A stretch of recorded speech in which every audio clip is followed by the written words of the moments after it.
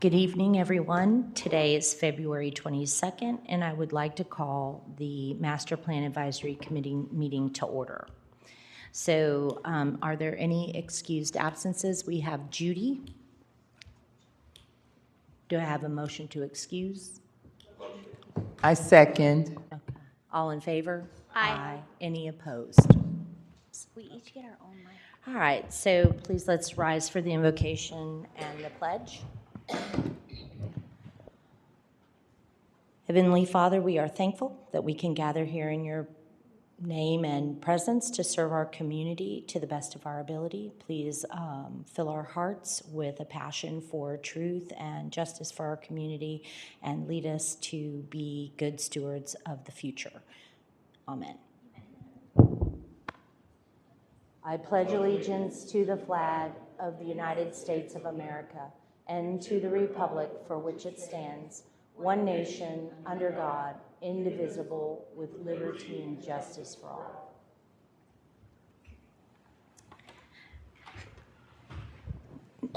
This is the time for citizens to be heard. Do we have anybody signed up? Seeing that we have no one signed up on the citizens to be heard, we'll move on to the consent agenda items. Item A is approval of the minutes from the January 24th meeting, Master Plan Committee meeting, and item B is approval of the minutes from the January 30th joint meeting. You have a copy in front of you. Hopefully, whenever you all are ready, just let me know. Oh, hi. Good evening. Good evening.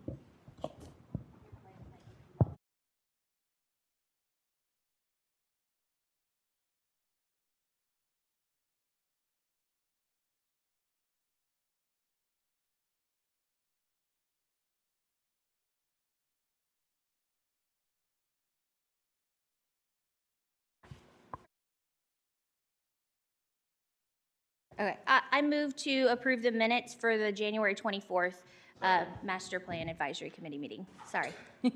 Second. All right, all in favor? Aye. Aye. Any opposed?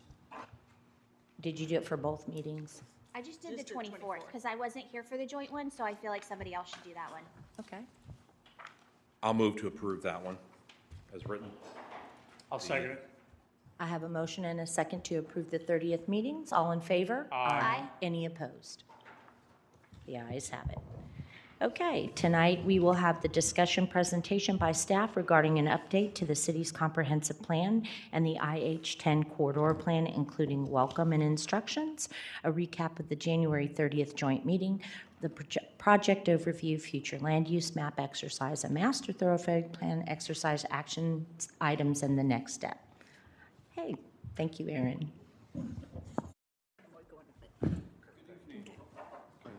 Good evening, everybody. So what we're going to do today is briefly, we're just going to give a recap over the January 30th joint meeting.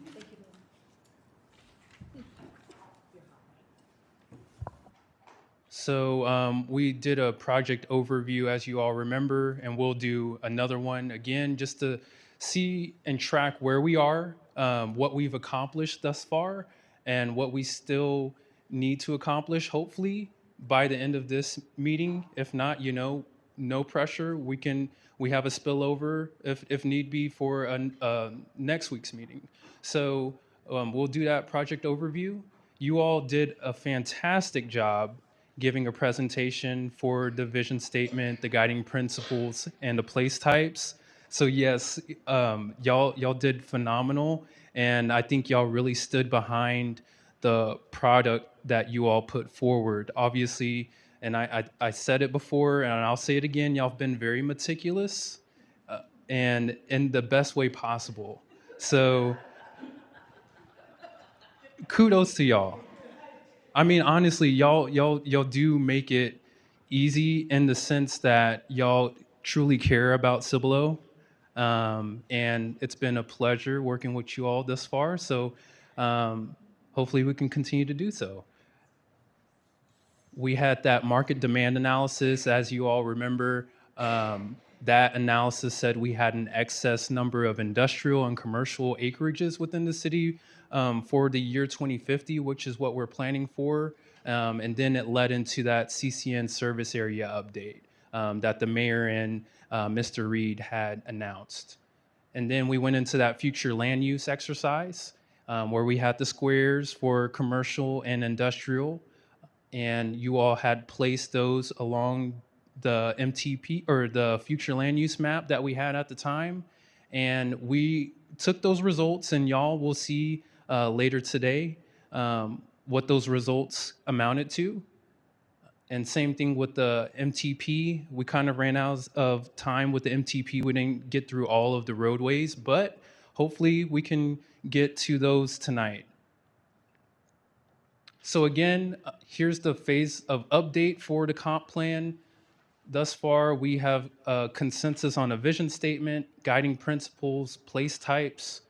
Hopefully by the end of today, if not, again, we have time for the future land use map, the master thoroughfare plan, and then we're going to talk about those action items. So if you all remember, we gave you all some homework, and based off of the feedback that we got from that homework activity, as well as with our SWOT analysis that has been done throughout the process, that is what we incorporated into the new draft action items, which we will touch on later today. So again, like always, all of this input we're giving back to Kimberly Horn, our consultants, even though they're not here today. We will be briefing them tomorrow, just giving them a synopsis of what occurred today and what we still need to get done and what needs to be in those comp plan chapters whenever they start cranking those out.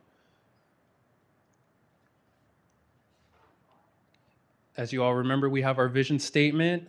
I think maybe next time we can play a game with this, maybe have some words blurred out or something like that so y'all can kind of get into the feel of memorizing this vision statement. Yes, definitely gonna test y'all on the vision statement. I won't do that with the guiding principles. That's too much for y'all to remember. But again, I mean, y'all stood your ground with this vision statement, guiding principles and place types, and it really carried over well into the joint meeting.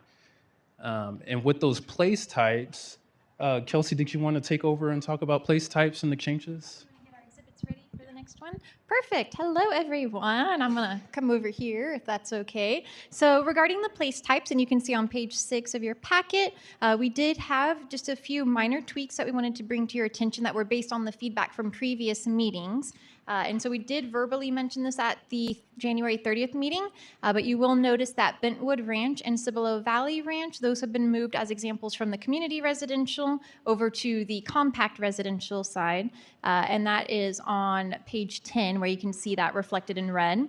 And then as an example for the community residential, you'll see that Mesa Western has been added as an example for that. And then the third small thing was just as we had discussion on the Old Town place type, we noticed that what was called single-family attached homes had been left as an example. However, that typically is duplexes or townhomes could be an example. And since you had decided to remove those from the Old Town district, we had also removed it. You'll see it crossed out just because we thought that might have just been a little bit of an oversight when we were going through those so quickly. So those are just 3 changes that we just wanted to bring to your attention, again, based on feedback that we received from the group. We are now going to transition into a bit of a group exercise. We're not breaking out into smaller groups. This is our core group right here at this table. But what we wanted to see is, you'll remember, we took the 4 groups at the last meeting and had some really good discussion on actually doing the future land use map and where were the appropriate places for those place types to go. You can see, I know they're kind of small, but we did capture the 4 tables on here. And in places where we saw that there was general consensus on the different land uses and types, we went ahead and included those in a draft future land use map for your consideration. However, there were a few areas, and in particular 4 kind of areas of the city, where there really wasn't consensus at that time on what those would be. So we're not saying that you can't look at places outside of those boxes, but those are where we'd like to start this discussion on and hear from you all on where do the different place types make sense in these 4 areas. And so you'll see, I'm just going to move it forward for anyone in the audience here. We do have these 4 areas that are identified by yellow boxes, and within your packet, you'll notice that we also called out a little bit of a larger area on it. So this is going to be a group exercise where we're all going to work on one map and have some good discussion on it. Just wanted to point out on page 20, before we get too much into it, you'll notice that as the future land use map is currently identified and has the place types on there, we did a comparison between this draft future land use map and what the current future land use map, so the one that initially started off in 2016 was last kind of amended in 2023. And so you can see the breakdown of the residential uses, the industrial uses, parks and open space, the commercial, and then what used to be the downtown, but we're calling obviously our Old Town district to identify it that way. And so, Erin, do we have one more, or is this the one we're going to work on right here? Right there? Perfect. So what we will do, again, we'll start with page 21 with that section that's identified there in your packet and on the screen. This is the section that's on FM 1103 towards the east. So just after you've come in from the Shirt city limits and into the beautiful city of choice, Cibolo, you know you're home at that point. This area on the east really had a mix of a lot of things. We saw some commercial in there. We saw some estate residential. We saw some compact residential. There really wasn't a consensus from the four tables on what this area should be. Just for some reference, when we look at what the current future land use map calls, it does have a lot on this area of the commercial right along the frontage, and then kind of that other idea of having residential farther along the back. The EDC on Tuesday had a joint meeting with the City Council where they were looking at different opportunity zones in areas, and both sides of 1103 were identified as a potential opportunity site with, again, maybe having heavier commercial intensities right off of 1103 and then transitioning into maybe different housing types or lower intensity uses. Right now, it's identified as residential, wanting to keep in mind the Warbler Woods Sanctuary that's over there. When we look at the east side, originally this had a lot of maybe commercial interest in it from the committee. Some of the things, just want to point that these are pretty deep lots. They're about 1,000 feet deep. And so sometimes that is a concern for commercial. But with that, the other thing I just wanted to point out is we have had discussions with the city of Shirts, as they are also doing their comprehensive master plan. And so we've looked at some of their proposals, and they're also looking at ours, trying to make sure that we have some good synergies in our maps, right? They are considering doing maybe commercial along their portion of FM 1103 and continuing that since it's closer to I-35. So, of course, you can kind of look at that two ways. Does it make sense to leave this commercial because you're continuing the commercial from before? Or is it potentially that this is going to capture all that commercial, and so this may not develop as quickly? So, yes, if you don't mind. What are the corner streets on there? Orth. Yes, ma'am. So just so that the public Yes. knows. Thank you. It's Chelsea and Orth and Cibolo Valley Drive, sorry. FM 1103. Evan Yes, 11. you had it right. You got it. I'm sorry. Where are the intersections that are projected to have lights? I'm not familiar. Where 1103 lights Mr. Reed, do intersections you have that information? is projected? Yeah, I think Orth has one. Is that correct? Mr. Reed? Yeah, sorry. Mr. Reed, do you know if Orth is going to have a light on 1103? I think it is. Where Foxbrook and, what's that other neighborhood are? Let me look up the plans, but I believe that's correct. I think they align those It would make two- sense right I here, think they yeah. align Foxbrook and Orth a little bit better, and there's going to be a light there. I'm 90% sure. And there is a light at Chelsea. Give me 5 or fewer minutes. Yeah. That's what I would like to know. I was going to say. Yeah, Yeah. yeah. There is. Well, it's There Old is. Wiederstein. It's Old Wiederstein. Chelsea and Old Wiederstein. On this side it's Chelsea, this side it's Old Wiederstein. So, Yes, there's already a light there. Yes. but up from that light is where we're headed right now. And I'm wondering how many lights between the current one and and the No. 35. You said there's just going to be one light with all of these houses and, Where this, Commercial. where the white changes to pink, there's a street, that's Orth right there. There's Okay. gonna be a light right there. They're gonna align those, entrances there a Okay. little bit better, and there's gonna be a light there at 1103 and Orth. then there's no light between There's no light there until and 35. Chelsea, that I am aware of. Okay. But Mr. Reed's checking. I don't have those plans memorized. It's Old Wiederstein. Chelsea, yeah, that's where the CVS is located. It was always Chelsea, and then Old Wiederstein came. So, I mean, when I grew up with people that lived in North Clifton, so it was in my always mind, Chelsea it's that Old we talked Wiederstein. about. In my mind, it's Old Wiederstein. It's Old Wiederstein? That's what I just think. I don't Yeah. think of it as Chelsea. I'm like, yes, I did. On the north side of 1103, it's Chelsea. On the left side, it's I'm sorry, no, north and south. Between 1103 and Cibolo Valley, it's Old Wiederstein. Yes. Yeah, yeah, Technically, if you turn right, you're into Shirts. that's correct, you're in Shirts. It's a Shirts, yep, yep. Just, what is on the left side of that property we're looking at, or the land?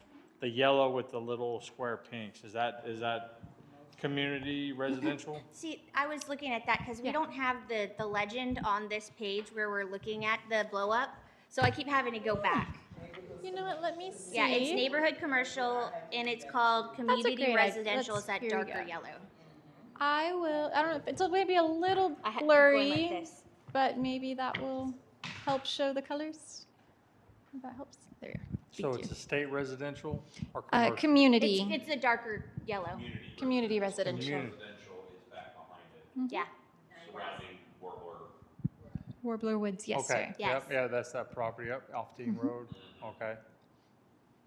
And then,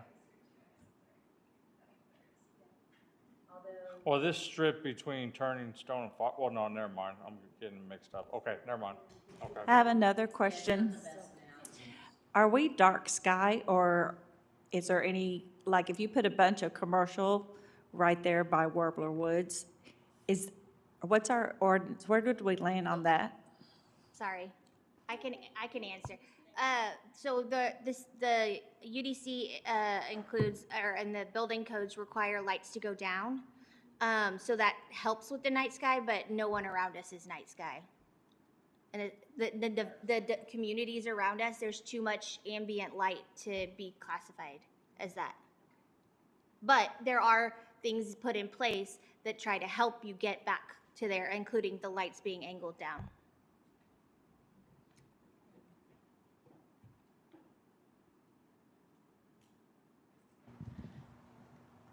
I guess kind of a bigger question, maybe not getting to the super minutia, but does this committee see this more residential or a commercial use on that side? I would say, of course, commercial use along the frontage, and then obviously transitioning into more of a, not compact, but the community residential.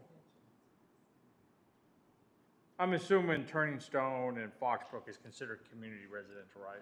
Compact residential. That's considered Yes, sir. compact Yes. residential. So our compact residential, it is in your packet, but so you don't have to keep flipping back and Okay. forth, is anything that's below 9,200 square feet Square for the feet. lot. Yes, sir. Okay. I'd really like to see a PUD go in there. It has a mix of everything, but I know we don't do PUDs anymore. We do have a mixed-use center that's Yeah, not anywhere there'd if be one the committee development wants to comes do in that. and does a mix of, they do commercial up front and residential, but it's all planned together, it's cohesive, it works together. That's what I like the idea of those. If you But can we enforce don't it. allow them right now. Our Yeah. UDC doesn't allow a PUD. But also too, I think you can achieve that same concept if you transition the planning and zoning from, you know, if you have at least within maybe 100 meters off of the frontage, you have anywhere between C1 to C4 and transition it into commercial or compact compact residential. I think compact residential, that doesn't include townhomes or any like those. No. That's the single-family homes. or Compact under residential 90 could include townhomes, yes. It does include townhomes. Okay. And duplexes. Okay, that's this one here. So one of the It's page things, 10, if you need to look at it. Page 10? Yes, sir. Okay. I have it right here if you want to. so one of the things that we are looking at, if we do put residential in there and compact residential, the number of trips and the number of in and outs on that portion of 1103 will have an impact. So community, or excuse me, neighborhood commercial might be something that would be less impactful to the traffic in that area, whereas a higher commercial use might be more appropriate on, say, the FM 78, or where we, you know, we're, Well, something to think about would be if Schertz is putting in commercial up at the top, that means that we're gonna have commercial almost all the way down. Do we want to do that? I mean, we already have a lot of pink right there, you can see. But I like the idea of kind of like you propose to split it. But I don't know do we have to decide an appropriate amount of like frontage? Like, as I don't know those things. Well, we can, again, it's kind of a guiding document, so I don't think we'd be out there measuring by the Okay. foot if someone came in, but it would need to be consistent with the overall vision. Just for reference, if you're looking at some of these other areas, like in front of Turning Stone or the other neighborhoods, those are usually between 300 and 400 feet deep. Okay. It's about 100 meters, give or take. Okay. 150 meters. So I have a question about the neighborhood commercial. What does that, I would really love to see equivalents of our, like, to our existing zoning in here. What C1, what does that qualify as? And I know that there's some changes that might happen, and so it's not gonna always stay there, so I understand not putting it in the final document, but it really could be good for reference. Yeah, so right now, for sure, you could have C1. C2, if it wasn't pretty much just in the Old Town District, could be a neighborhood commercial. However, that really is only in the Old Town District right now, but those are the smaller scale businesses that could go in a neighborhood commercial area. we do have C2 outside of Old Town. Have a little bit, yes, ma'am. And then a little bit of C3 could potentially, probably not all uses. Okay. And where you'll see a difference is actually some of what's identified as regional activity center is actually zoned some C3 within that area. But the Okay. reason why it's upzoned, if you would, to regional activity center is because you have a collection of it together. That's a Okay. draw. But C3 includes light industrial though, doesn't it? It Or does, no? no, sir. No, okay. C4 sometimes can have some overlap in uses, but Okay. C3, And you said it wouldn't be all of C3, it would just be some, not all the uses. it likely would not be all. I mean, Okay. not knowing what the new UDC is going to Yes. say, Okay, I don't thank want to. you for answering that. Yes, ma'am. So around where the green is outlined, that shirts, right? And so they could put commercial, they could put, I'm going to use the colors because that's what I'm going to use, okay? They could put pink along there if they wanted to as well, right? In That's their city limits, yes, That's they right. could. Oh, along the back, you mean? Uh-huh. I think that those houses, right? I don't know. I think there's existing housing. There's existing house, with the exception of a little further down They on have that little Chelsea. store. Yeah, they have a little, but it's Yeah. a little Yeah. convenience store, but that's. well, no, I mean, they have a storage. Oh, there. Oh, yes. yeah, Yes. yeah. Front of Right. Northcliffe. Yeah. That's right. That's right. So Yeah, but I'm sure that's eventually, yeah. I know what you're talking about, right on the entrance. Does Cibolo, and I don't know, so I'm asking this question. Does Cibolo ever converse with Schertz about what they're doing, what they're going to do? Because I'm wondering if what they do would impact how the way Schertz moves, if that would impact how Cibolo moves. Yeah, so we do have discussions with them. One was what led to this. Their senior planner had reached out to Aaron, our senior planner, because they are going through their land use types And so they said, hey, what are you guys planning on 1103? Because here's kind of what we're thinking on 1103. So we do that when we have developments that maybe are bordering our two cities. We do have discussions with that. And then we've also had discussions with their teams on our I-10 corridor as well. But as far as I understand it, there's already a CVS there. There's already a commercial car wash. QT's going on the corner there as well, or at least it's planned. On the Cibolo side, of course. Yes, but that's that intersection right there that we're talking about. So as you could, Right, that's that little square right yeah, there. exactly. Yep. So I would like just to know, because that area of Cibolo had difficulty developing on that area of Schertz as well, because there was not a sewer line there. Do you know, has a sewer line to service that area been put in place at that corner? Is it this area that's right down from this on the other side of Orth? Isn't there a sewer easement back behind there? So there should be, because I remember when we talked about the landscaping of those new commercial properties, and they asked for the buffer to be removed or whatever. That's these pink ones right here. And isn't there a sewer easement in the back of that? So it should connect there or be available at least. So one of the things when QT went in and Mesa Western or Western Mesa, I'm sorry that they kind of came together, the developer of Mesa Western and the QT people, and that's when a sewer extension went in. But it did not cross FM 1103. So while it would not surprise me. In fact, I'm very curious. Is that sewer line in? But just out of curiosity, it's a good question though, but how's that going to impact your decision on what type of? That's a good question. I mean, that's a good point. But I'm just asking, which is, it's a valid point. I get you. The utilities are there or not, but my question is, what is that? I'm not saying it's irrelevant. So but what's the impact? oftentimes, the developers of commercial property like that wouldn't necessarily be attracted to it, whereas residential would be more inclined to do that. Okay. Well, I mean, again, the EDC and, the city does have vehicles to entice things like that, as far as putting in infrastructure.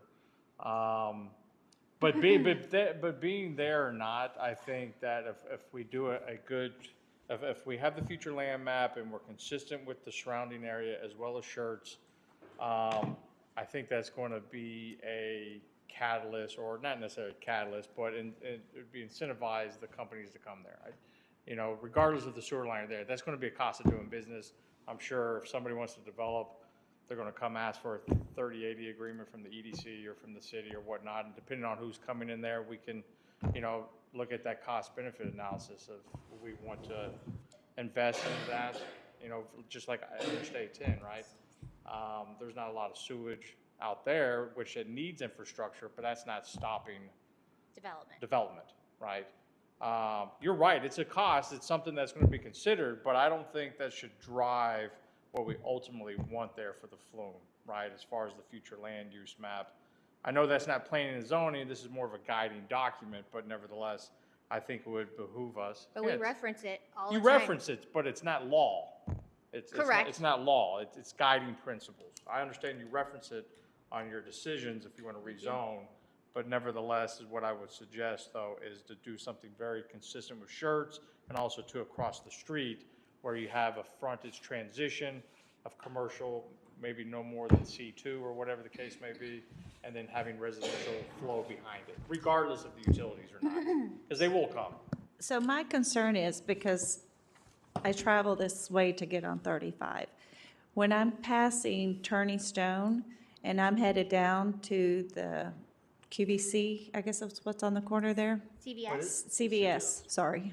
QT will be there eventually. When I'm headed that way, if I had commercial coming out from the right side, it's hard to see. Because a lot of times people back up all the way and you're coming down and everybody's slamming on their brakes because you can't see over this hill. This area that we're talking about is actually past that. It's actually on the down. So But coming even- up to Turning Stone, there's that hill, and then this is past you're all the way down. So I guess that's Orth Street. Yeah. is that Orth Street? Orth Yeah, Street so is we where have the actually, Hoffman there's goes. already commercial going in when you get to the peak and then the immediate down and then, There's this a is house on the past that right. next road. This is to the right. Okay, Yes. Yeah, right here is where the top of that hill is. okay. So this is past that. You I should see what that you're hill, saying. So you're going downhill. Yeah. Yes. Come over this But hill right you- here, that's where you, That's right where- about there is where you're seeing Where, people stop. where we're stopping is, Yes. is by that house Just before coming that back up. street. You That- definitely don't want kids playing in the street there. No, it's probably not a good idea. And there will be, there would be restrictions put in place by TxDOT because TxDOT is widening here. So there's gonna be a limited amount of driveways that's gonna be approved by TxDOT and things like that. So I totally hear what you're saying about the additional traffic and people trying to get out onto 1103. TxDOT could even just deny all driveways and people would have to pull in and off, in and out of Orth or something like that. So, Is I that mean, what they did with the Turning Stone Animal Hospital and stuff and No, Sonic? No, it goes out into 1103. Well, No, I mean, I- when I go get my oil changed, I have to go through Turning Stone Daycare or wherever. Yes, Sonic. that's one of the things to, Yeah, it's to like a require service road shared out there. access. Yeah. Yes. So, Right, they share the access with the Sonic right there. Yeah. Correct, yeah. so is that something that TxDOT would do? Because that is even Yes. crazy. TxDOT's rule would just say we're not approving driveways, and then the city would Okay. have to go work with Ex- the developer Excuse and me. so on. So the reason that it would be like that is because 1103 is a major arterial road and it has to have limited access on and off of it. So you are correct. It would probably just be one driveway in or one driveway out, which would mitigate the issue that you're talking about. Did And- you say because it's an arterial, it has to have limited access? Yes. Yeah, TxDOT limits their access, yeah. Okay. That's why they review driveway permits. But the other question is, I do think that it behooves us to be able, as we take the plan, to have any red flags, like if there isn't services, sewer or water or fire lines in that area, that they need to be done, that we at least push that information up with our indications of what we'd like, so that it could be part of the SWOT analysis for trying to market that property. Yes, ma'am.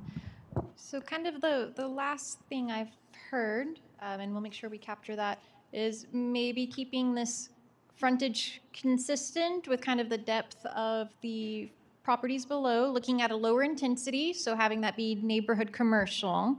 So that way we're sticking to colloquially, C1, C2 primarily in there.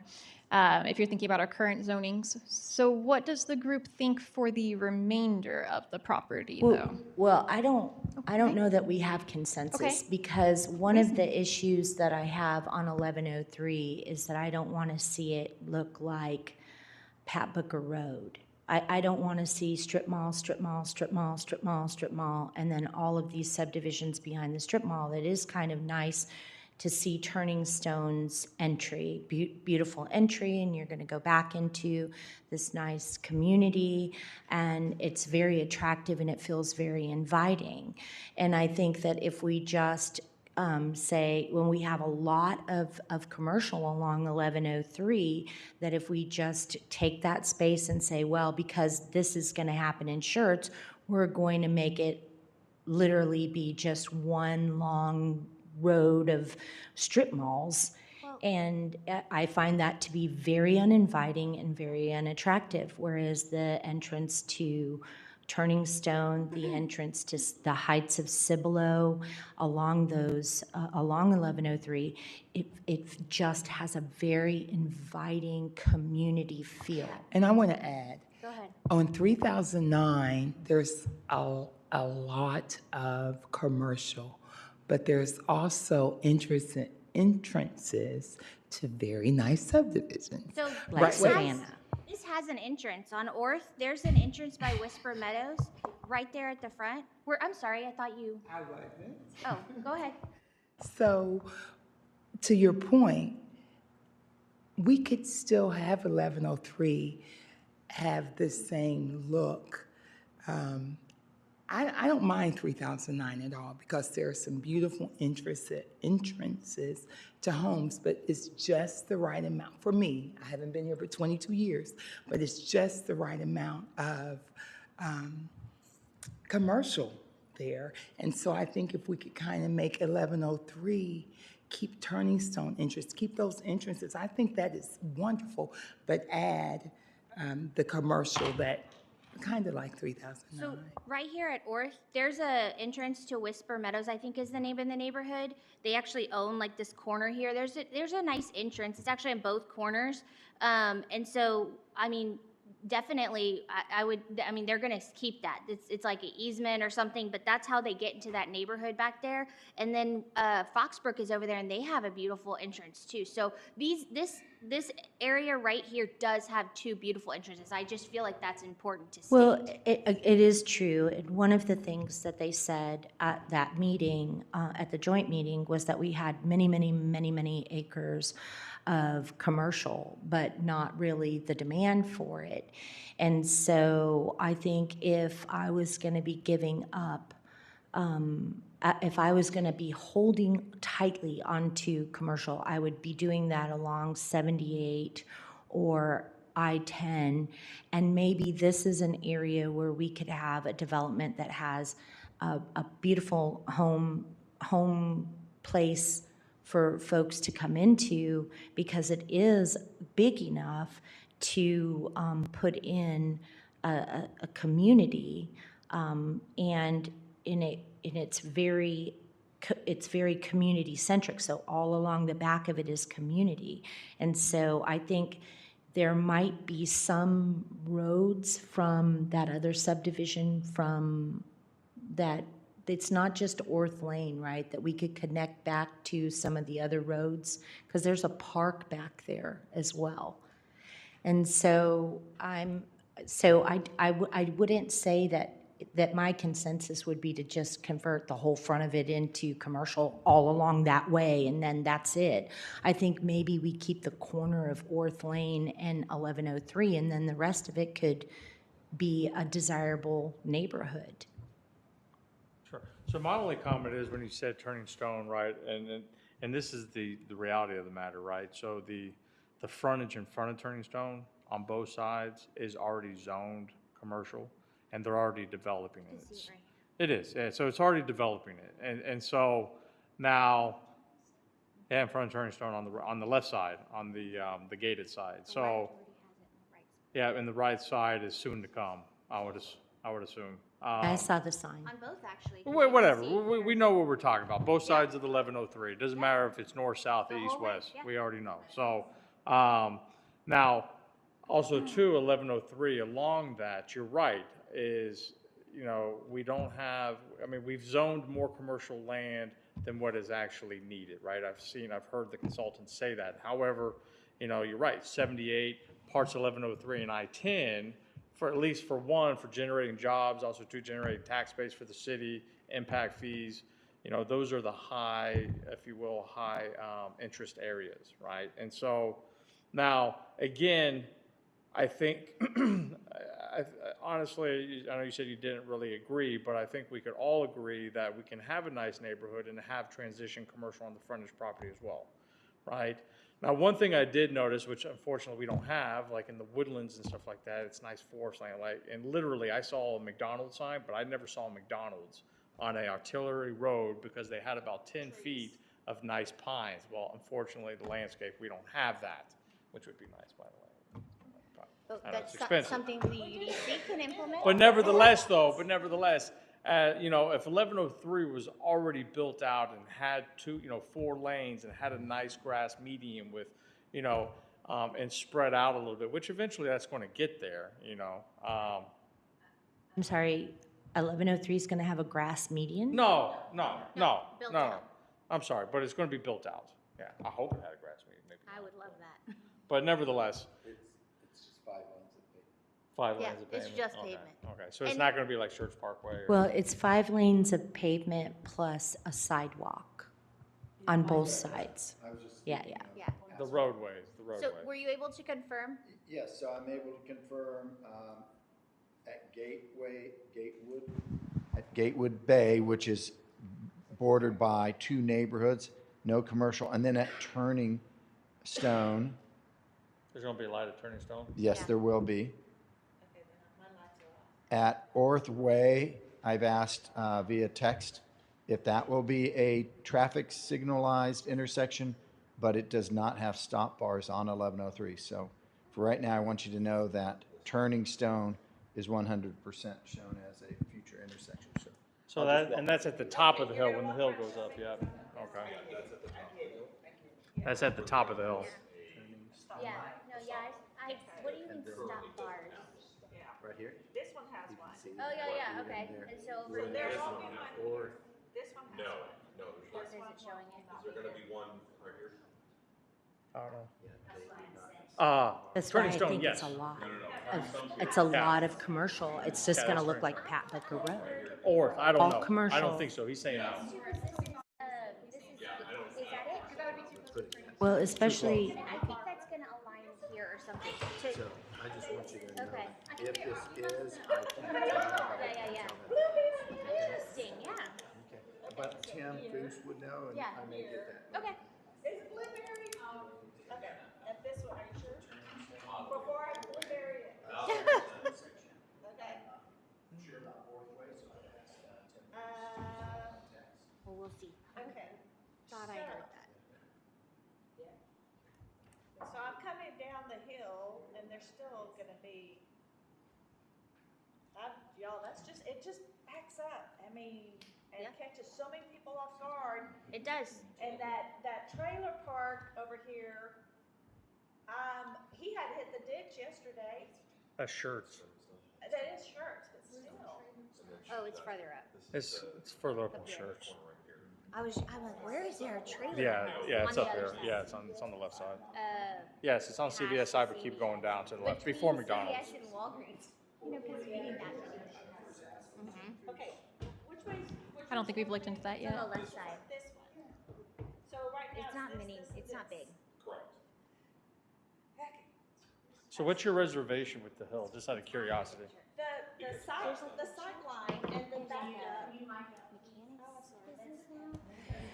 The sight line, when you're coming over compared to the road backing up, is like, there's not enough time to really react or respond. And I'm just concerned about there not being any kind of barrier between these two intersections if we add something that's gonna draw a lot of traffic flow. Okay, Even so, with the build out, there's no stopping it. Well, if you have a sign, can but have- when you have a stop sign at Turning Stone and a stop sign at Old Weeder sign, right, I mean, that's gonna slow the flow of traffic. So when you go up on the hill, that's Turning Stone, right? And then you can see from there, you can actually see Orth Road. You can. So you drive there, you can see. So if you're at the top of where those two neighborhoods, the left side and right side, and if you have a light there, you can look down on Orth Road. Now, and you will be stopped because there's going to be a stop sign. So, but the thing is though, if you put high dense residential in there versus, commercial, high dense residential is going to create more just as equivalent of commercial traffic, right? Because you're going to have people coming in and out all throughout the day, right? Depending on if you got restaurants there or sit down restaurants or, hopefully not another gas station and liquor store, but if well, that's what's gonna go in there is, well, yeah, I mean, again, they're going to saturate the market, and eventually you can't have so many, like Dennis's. I mean, you only can have so many, right? But those are business decisions. Go Can ahead. I interrupt? Orth Way will also have a traffic signal. Yes, I knew I Okay. heard that. Okay. Thank you. Okay. Okay, I was gonna admit it. I if feel was better. wrong, So now you're but gonna I have thought I three had heard lights. that. I'm not crazy today. Well, between Turning Stone, Yeah. Orth, Today. and Old Weederstein, that's 3 lights. okay. That helps me. As Which long as that- they're like 11:03 and they're timed. But I for do agree that the increase, I mean, you will have more traffic if you put a residential, but also it changes the time of day. So when you're talking about leaving for work and that's when you're seeing it and everything to get to 30, that's when the most traffic will be coming out of a residential because people are also doing the same thing as you. And then commercial kind of spreads it throughout the day. Hopefully, because depending on what's in there. even when I'm coming back from 35 and headed towards, towards home, towards Old Town, that's when it backs up as well. And that's when people are exiting off of 35, also coming down that road, backs up all the way to the 35 access road. And then people pulling out, some of them are trying to be nice and letting them squeeze through, and then cars are coming down, and then people are going off in the ditch, and people slamming on brakes. It's just a very crazy spot that I want to make sure we don't make it worse, even when we imagine 5 lanes of pavement. Because guiding principle number 1 is to prioritize infrastructure. Safety. Those are 2 different things. 2 is safety. 2 is safety? Yeah, promote health, safety, security, and general welfare. Aaron said he's gonna test us, y'all, so I'm trying to. I don't know if y'all know me, but I don't. So I thought, but honestly, for the sake of time of essence, and this is just one small piece on that, I'm not minimalizing it, right? I mean, gotta one thing piece to together. consider though, this is the entrance into Cibolo, right? I mean, this, coming from 35. A consultant did say, I'm not going here, but consultant did say that, this would be prime area for a regional activity center, which is equivalent to commercial mixed, compact residential is what we already have there. And so that, I think, if we zone it commercial, zone it in the back residential, I think that solves, the intent of this area. So split it in half. So one of the problems that we had on Planning and Zoning Commission Yes. was that there was a claim that the lots were too deep. And then QVC, when they came in, or QT rather, you got me with Q. When QT came in, we had to do a variance because the lot wasn't deep enough. So, while I understand the words, I also watched what happened to QT with needing to get a variance for the setback, and it was challenging politely challenging, and so I think it's because it was adjacent to a neighborhood behind it, and so my feeling is if you're going to turn it commercial, then we're looking at a small portion of what would be high density residential, which does not solve the congestion problem. So I'd rather say leave it all big commercial and let a big nice restaurant that has a big parking lot or something to that effect come in. Well, because one benefit to that is all your traffic is from 35 to there, and then they're going to turn around and leave. They're not going, if you're doing it down here, then they're going through town and putting more traffic down here. So I think that we don't try to split this up. I say you leave it all commercial and let the bigger I'm restaurant. okay with come that in. too. I'm Yeah, I'm okay with neighborhood commercial as well. Commercial or, I would go all commercial or commercial residential at a minimum. I would Yeah. say that C2R would be a good, We're not giving it as. right, but I'm trying, Suggestion What over there. There's too many people Yeah, over yes. there, all What- trying to move at the same time. And if you do it commercial, you're gonna readjust traffic to the daytime hours. We're outside of when people are trying to leave and get home. Yeah.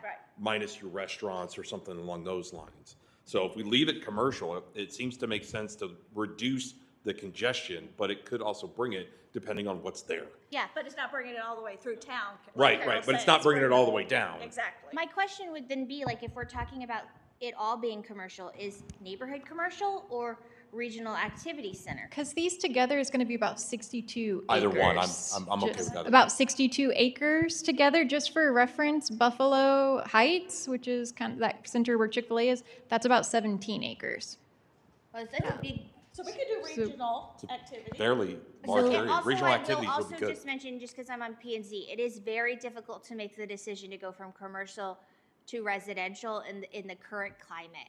Well, the other thing you could do is say, take the top section by Orth and the bottom section by, Chelsea or. thank you, or Old Chelsea, Weirstein. Old Oh, yeah? The Wiederstein, bottom? and do the corners in commercial, and then leave the rest of it like Mesa Western, or I do Western like Mesa. the idea, and I don't know if this is the right place type, but isn't Regional Activity Center, so it's close enough to 35? I mean, New Braunfels has a lot of neat, cool community kind of activity being built behind Buc-ee's, but this would bring a lot, so that all of these residents up on this side have something to go to and somewhere fun to gather. And then you're bringing in people from 35 and across 35. So I think a regional activity, because it is a great space, is a great opportunity to bring people from New Braunfels, Either way, Shirt, yeah. Selma, and over. So a regional activity center is only Yes, commercial? it was just recently. It was a Yes. couple days ago. Okay. Yeah, it was a couple days ago. It could have some civic uses in it, but it's commercial. Was civic activity some kind of like So what is the, It's equivalent to, but again, the Regional Activity Center is going to be equivalent to a PUD, which we don't have PUDs right now. Or no? No? No, a That's C3, mixed-use C2? center would be more similar to maybe what a PUD could Mixed-use achieve. center. But How a regional many- activity center is, if we're just using our current zoning, Yeah, let's look at our. more place of type our definition. like C4 or larger users. This area where you have a lot of that synergy with Buffalo Heights, HEB, Walmart. and how many acres is that? Wait, which version? Which one? The one one we're we're talking talking about. about versus Buffalo Heights? So Buffalo Heights is 17 acres down here. This is about 64. What's that Buffalo Heights? How that many- you're referencing 17 acres. Yeah, I know, 17 but what's there? That's where the Chick-fil-A is, the Jersey Mike's, Oh, Tiff I see what you're Street. saying, across Just so the you have an water. idea of Comparison. scale. That's 17 acres, yeah. So perhaps along from Orth Lane down, leave it residential, and up, be commercial? No, Like in no, half- so half Regional that way? Activity Center literally would go to your middle idea, which keep it all commercial. Well, she's saying residential. 17 acres. She's saying 17 acres is what we would be looking at if we had another. Or you could have a larger, Yes, it something could be where, bigger. so like, for instance, if we really, and the consultant did say this, that this piece of property or this area is an opportunity for Cibolo because it's so close to 35, and it's truly the entrance. Like, for instance, if we could, I'm not saying we can, and obviously we don't have that decision, but if we could get a developer to make sort of like a Welcome to grand, Cibolo. a grand sort of Ah, I like entrance. it. I'm not saying, I mean, again, it's, Or we could ask the EDC to do it. if we had the If money. Well, If either you way, entice I them- think a regional activity center is I agree. the That's right fine. zone for that space. Yeah. You agree? Agree? And Agree? that's Agree? no industrial? Agree? Okay. That's no industrial. There's no industrial. No industrial. No industrial. Yeah. That would be something that I think would be very similar to behind Buc-ee's off of Canyon.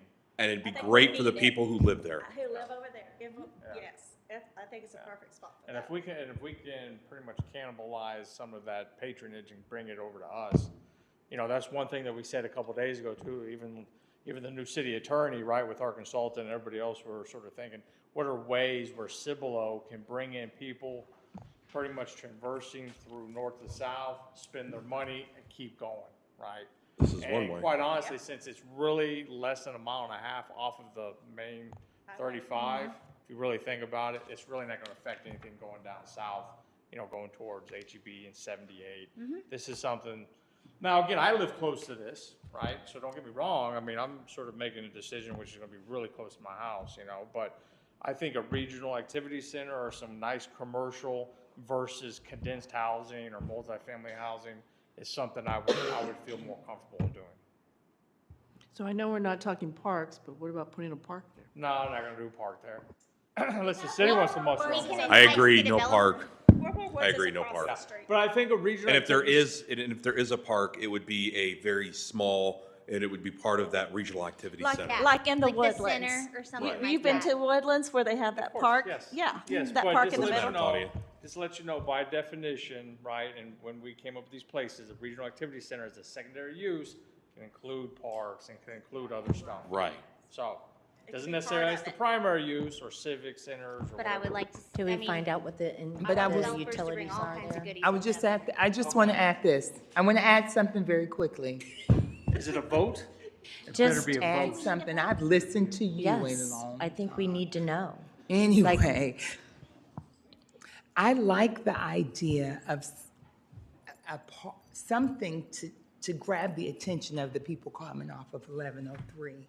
And maybe a little small part, a little something just to really grab the attention of the people. There's that QT there, everybody loves QT, but something, I think you're on to something. So GVSUD is the service provider there, and so I was unable to get an answer as to whether there are utilities there or not. So I think that should be flagged and noted for council. Like, they should be told. Okay. Sure, absolutely. But I think we should go ahead and vote on it. Do you want us to vote? That's what I Or was do we have asking. consensus? Do we need a vote? Do we have consensus? Then we don't need a vote. Okay. Do you have consensus? I just want to make sure. I think so. Okay, so does everybody agree that it needs to stay that commercial, regional, Regional activity. Regional center, Activity RAC. Center, yes. Is a rack? RAC. Is everybody Right. okay with that? perfect. Yes, ma'am? Regional Yeah, good. Yes, activity yes. center, Voting yes, RAC. yes. And we will follow up on the utilities question and respond back with an email before the next meeting as well. Thank you. We got one done. How long did that take? You might not want to know. It was. It's okay, that was great. Perfect. All right, we are moving Well, on we're not to we're our not second speed hearing. fluming. No.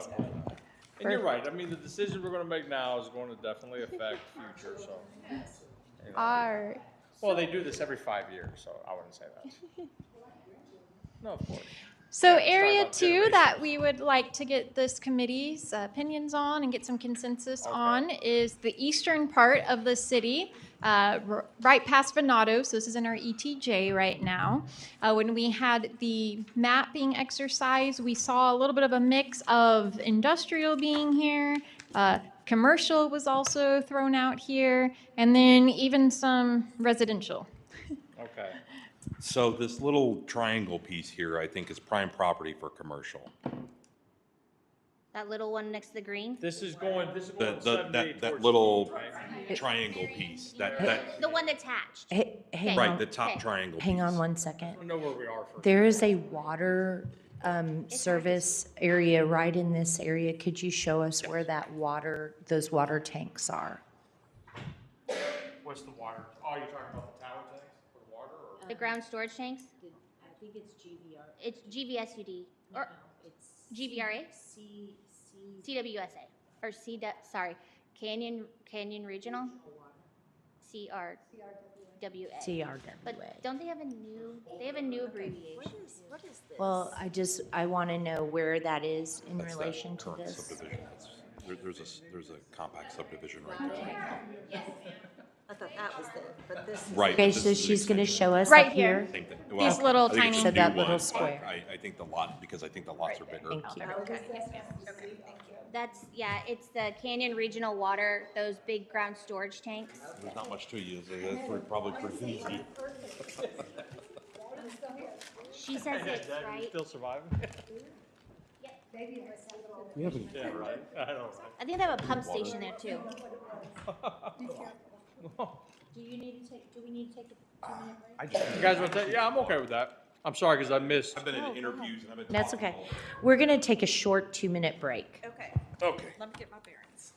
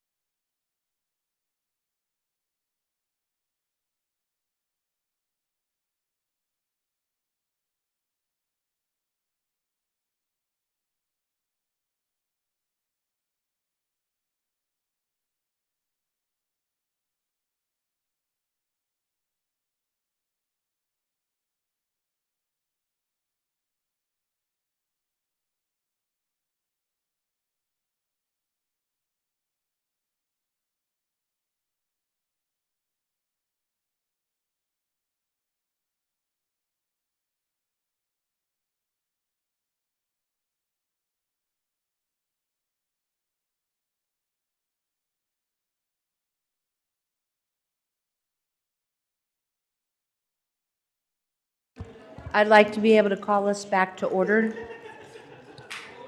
Ladies and gentlemen.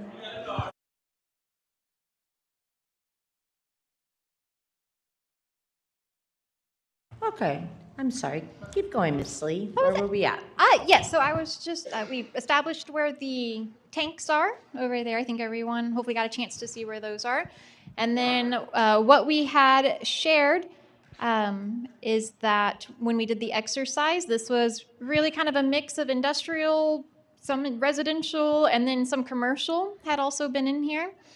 I think the last thing we heard was someone said this might be a good place for some commercial, but then we took a break after that. So I don't know where the group wants to go further.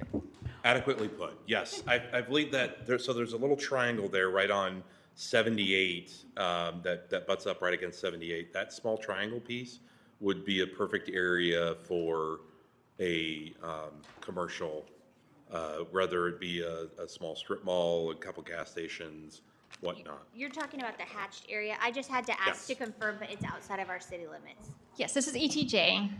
Wait. Wait, this, We're only talking about the little yellow rectangles. The We're, hatched area. we are talking about the hatched area, so we are doing the future, yes. Oh, yes. we are talking about the hatched area. Oh, I misunderstood. Because eventually, should the opportunity arise for those to come into the city, we I'm glad still I want to have a I'm glad vision you for it. asked, Yes. So I could ask again. I just got a quick question. So what was the, Sorry. That's okay. So obviously tonight we're talking about this because there was a conflict between all the four sort of boards, right? So what was it? What was the big, so if I had to ask percentage-wise between aggregately, what, or not, maybe not percentage, or give me your best estimate. Was it commercial? Was it residential? I mean, It's why? hard to see on that. It really was a mix of some commercial and some industrial. I would say it leaned a little bit more towards the industrial use with the groups. Yeah, the group that I was on was at industrial because then you could, the trucks would go on 78. I I don't agree. know if I really want industrial on 78 though. Me neither. I-10, not 78. It's What kind of industrial? Light industrial. I mean, light industrial is okay. light industrial, I think, Yeah. was what a lot of the other ones said. Where we at? Yes, and with the current flume that you'll see, there isn't any heavy industrial placed anywhere right now. So everything has been under the assumption that if there's industrial, it's the light industrial business park use. What's the red? Red is commercial. Now, the exercise didn't distinguish between neighborhood commercial and the regional activity center. It looks like there's a lot of floodplain right there. There's a lot of what? I'm sorry. flood. The floodplain. Floodplain. Oh, there Floodplain. is. It's bad drainage. Well, we definitely want to put Well, this is really close to Marion, right? Yeah. It's really the edge of the Marion, Yeah. Cibolo. Or Santa Clara. Yeah, this is. Yeah. Honestly, though, what I would suggest is a mixture of commercial, light industrial, and maybe going back further if it's out of the floodplain. I don't know if it is or not. I can't really tell. Looks like all of it's in the floodplain, right? It might be. Are we just talking no. about? Are we just talking about the green, the two yellow, light yellow, and then the checkered areas? Just the checkered areas is what we're talking about. We're just talking about the checkered areas. Yes. Correct. On this one, yes. So I have a question, if I may. Santa Clara Road, did that communication about making it go from 35 to 10, did that look positive? Like that is going to be the way to connect 10 and 35? Because this is how far off of Santa Clara Road where that traffic would be then. This is Country Lane. Are you No, thinking? right up from Country Lane. Oh, okay. Santa Clara's just barely on the map. So how about how far is it? It's pretty this way from Santa Clara Road.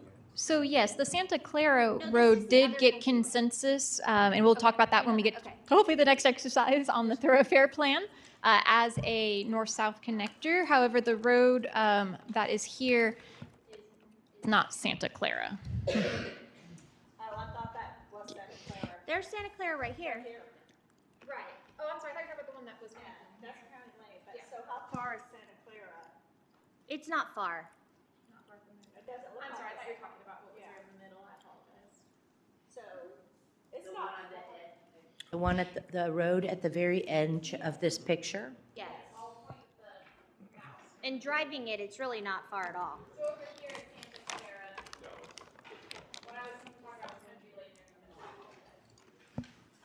And that's gonna be the I-1035. Say that again? That could be what? I-1035 connection. Oh, well, yeah, that's one I asked, like the thoroughfare, right? But also too, did you say most of this is flood area? It is. I mean, can we So really? Some of the, if you look at the drafts, there's one group that just made all, see the all that contours. back stuff, all that, A little bit. from the bottom where all the flooding is, Mm-hmm. they just made it apart.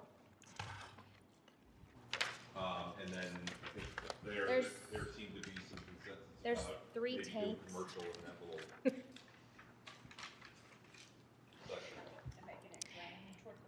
Yes, the green on there is representing the rural residential / agricultural place type. Which that's in the city limits or not? That green is the city limits, right? I apologize not being clear. The 4 maps that he's referencing, which are on page 18, Mont- you see the green on there.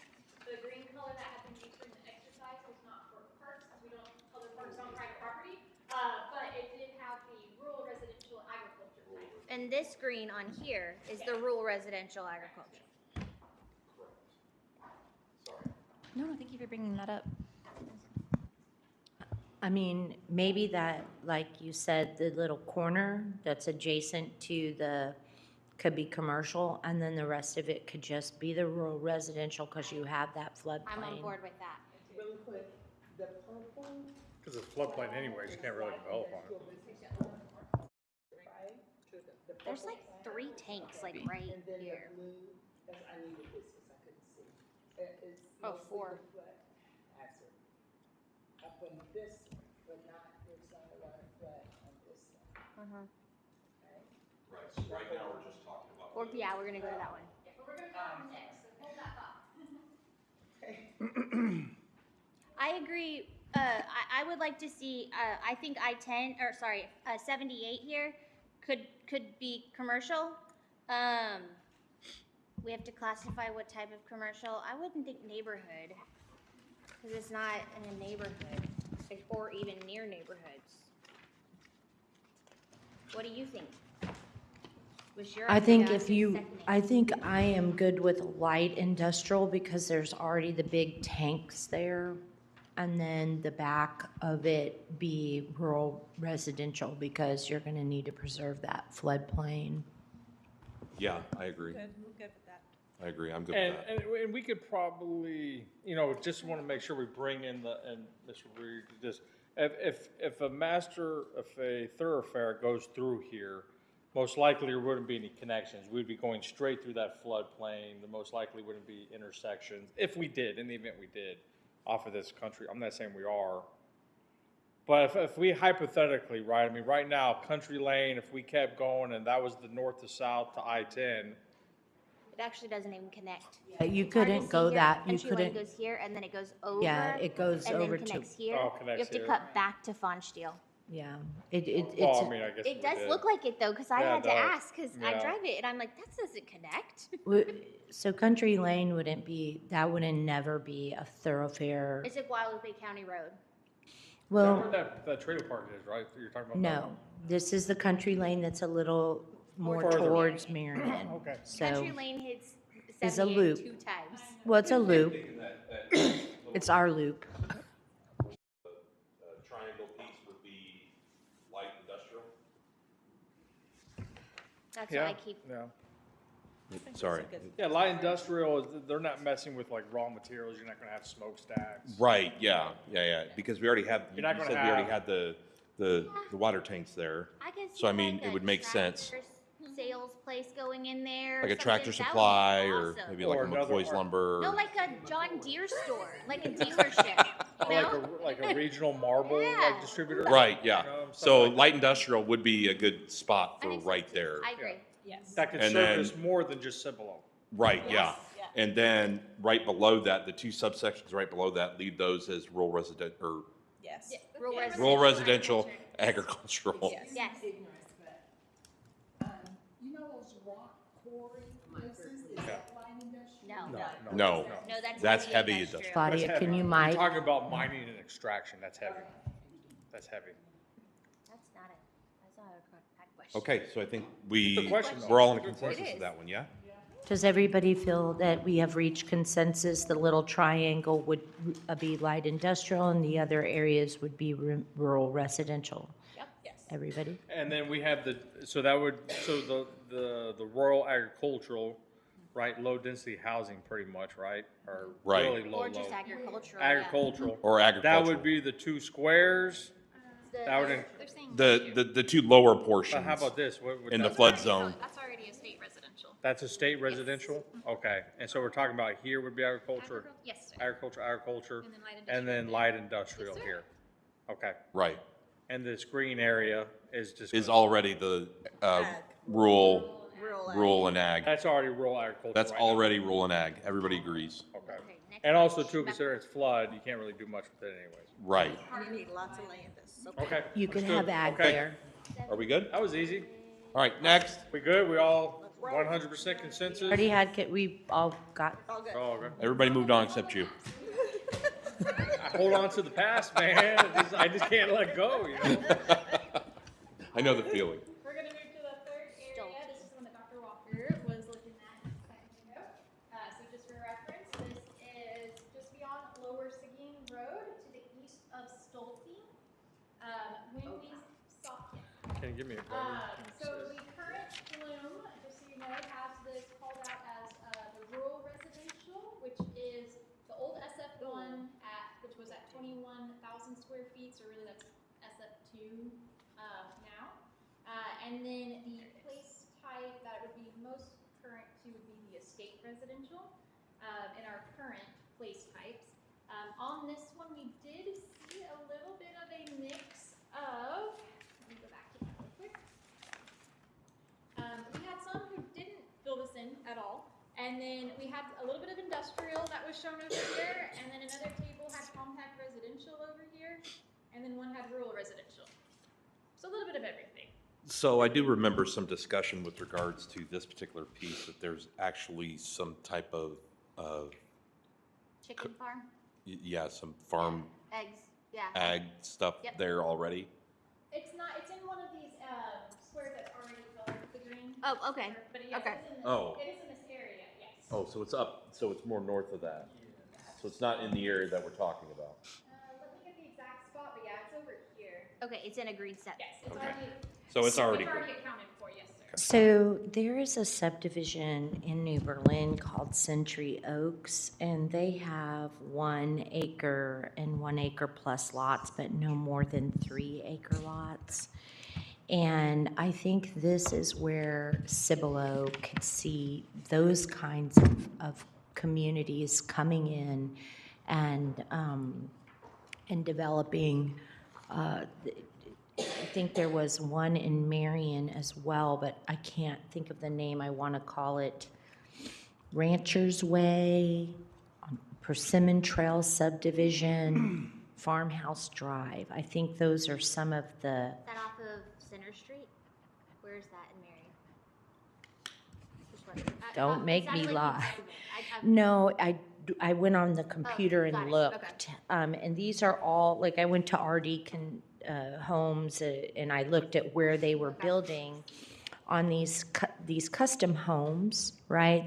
They're all custom homes built on 1+ acre lots. And I think if we're looking to do that, that would be an area where that would blend in well Yeah, with what's around it. I agree. What is the dark purple? That's industrial. Industrial. That's Heavy industrial. industrial. That's right off Yeah. the 10. That's existing industrial, and then most of it, some of it's developed. Yes. We only have light purple on here. There is no dark purple on the flume right now. Okay.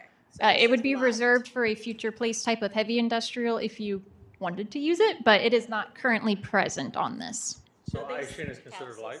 Yes, it is. Yes. Oh, okay, okay. Okay. I just didn't want those high-end homes I would have next said to that was something, heavy. they would be unhappy. For Aishan? So and there's, if you do kind of look through, one of the primary differentiators is whether there's like basic industry occurring or using raw materials, the quarry that you mentioned earlier, some types of chemical production could count as that. It just depends on the specifics of it. But things like light manufacturing, where you're taking pre-existing materials and doing more assembly of it, and when all of that's occurring indoors, that's typically when it's a light industrial use. So like cement manufacturing, I was just gonna Heavy say industrial. landfill. Yes. Landfills. Water you know, treatment plants, Yeah, yes, those would yeah. be heavy industrial. That's for heavy them. industrial. interesting. Okay. So, Consider housing for all this light industrial employees that are gonna be working on 10? I mean, in theory, you could do a state. Isn't there some Well, states really, I mean, we got, yeah, so we I-10? gotta Wait, be 'cause sort of you're- realistic here. I mean, I think, you know, because you got, what, that's 78, So if you're talking heavy or light, even light industrial, maybe, Lower Seguin is that main. Yeah, you this know, orange right you know, here is some compact. high-end homes behind that. hang on one second. Please go ahead. I was thinking since it's light industrial and you put some high-end homes behind that, that would hopefully bring in some high-end light industrial. Make sense? So maybe sell them like, high-end salary, high-end, you know, so if you go with like estates or maybe, estate residential, I think is what it is. Yeah. And put some really nice houses. If somebody puts some really nice houses back there, then maybe you can get some CEOs of some major corporations and things of that nature and fill in that light industrial with that. And then they'll have instant access to their stuff. Or something along those lines. That's just kind of what I was thinking. The way I look at light industrial, you know, just let's say Aishan, right? The CEO is probably not even there, right? But they probably have some higher middle management, but majority of the workforce, I would say, is between maybe 50 to 70,000. Right? So Yeah, I'm gonna say, if we want to get a hospital on I-10, doctors and surgeons, and that would be a great place for high-end income Yes. people. I agree, though, going closer to Lower Seguin, maybe do some, you know, you were saying estate residential, but I would say you'd want to transition it, you know, where it's purple. You're Whichever gonna that- have some high density. Yeah, I was right? thinking, And But then, this is high But density. pardon me, The just, orange. pardon me just a minute. The hash marks mean that it's in the ETJ. Correct, yes. Okay. So if north or on the top side of Schmeckel Road, you said, okay, that would be where we would have our estate residential. And then along Schmeckel Road, on this side of Schmeckel Road, that's going to be backing up to the Aishan that's there, correct? Yes, well, closer to it. Aishan is technically right here on the I-10 frontage, Okay. but it was, So then you would probably be able to do all of that in your estate residential. Do you really feel that people are gonna want a high-end, expensive home that close to industrial? I think the idea of doing from Lower Seguin to Schmeckel in the higher or the larger lots is ideal, and then considering something in between that, some sort of, not necessarily the compact residential, but something similar. You mean like like a community community. rents? Yeah. Community yes, residence. a Yeah, community- a yeah, that's what I was community, thinking. but I was like thinking a- just this big square. Yeah. Just yes, that the big bigger square one, between for, Lower for, Seguin and Schmeckel. So Right. above in Schmeckel, between. Yes. And then that's the only portion I was talking about. That's what I would think too. These right here, I mean, jury's out on that one. I could care less. I know. But I get what they're saying with regards to, do you really want to be that close Yeah. to your business? I know. And most of them don't. Cibolo residents don't want apartment homes, but if we're going to do some type of industrial there to make, and only making 50 to 70, some to be able to afford to live close to where you work. I know nobody wants apartments, but help me. I think that, Apartments on I-10 would be okay. I think along. We don't want apartments in Yeah. 78, HEB. We already got enough apartments. I think that's a really good point, though. I mean, having reasonable housing for the people that work close to there is, but I'm hoping that that compact residential right there would be something similar. But I understand what you're saying, and I think that multifamily is better to have a little closer access to I-10. Right, I agree. I was just thinking, I know how, that, the residents of Cibolo are thinking, but if we're gonna have light Oh, industrial, multifamily falls under compact residential. Yes, it No does. one was gonna correct me? nobody knew. They did. I looked at those two. I was just trying not to interrupt. We're all guilty of it. Okay, I think Thank you, maybe Dr. Walker. compact residential from Schmeckel to I-10. But I also like the idea of keeping it rural ag until something comes in that area, because I know that that's what it is now. And I just don't see that until this industrial goes in, that anything's really, I know we're planning to 2050 though. So I'm just gonna throw that out there. I think the what are we calling it? The rural estate residential is this larger one. But there's gonna have to be some mix in there too. There's probably gonna be some commercial residential in there as well. There is a little bit right here. No, I'm talking Yeah. about in that big square though. I mean, that big square you're yes. talking about, you Yes. can't just zone it all for, You what do you can, call it? but to find a developer to come in and do it. Exactly. For I mean, convenience, for the people who are gonna live there, Yeah. we do need commercial. They need to have things there that Something a are little available to closer. them. They do, because it's, Excuse me just a minute. So the orange, is that, Compact. that's compact? Orange is compact residential?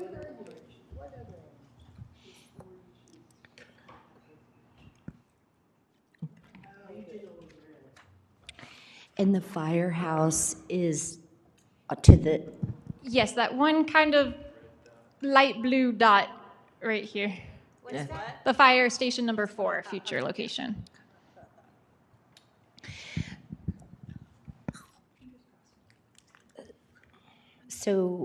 so I think if we're looking at the corner of Schmeckel Road and Santa Clara, that should be commercial.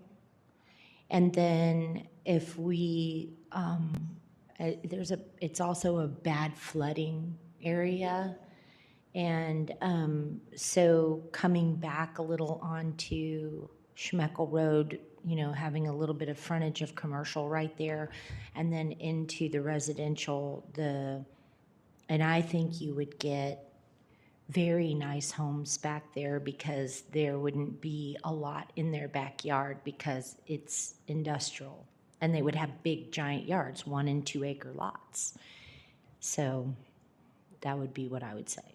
Also, if this Santa Clara does eventually become a thoroughfare from 35 to 10, that you're right, that corner that should be commercial, and then the next one is commercial already, and then maybe that next one could be commercial. Yeah.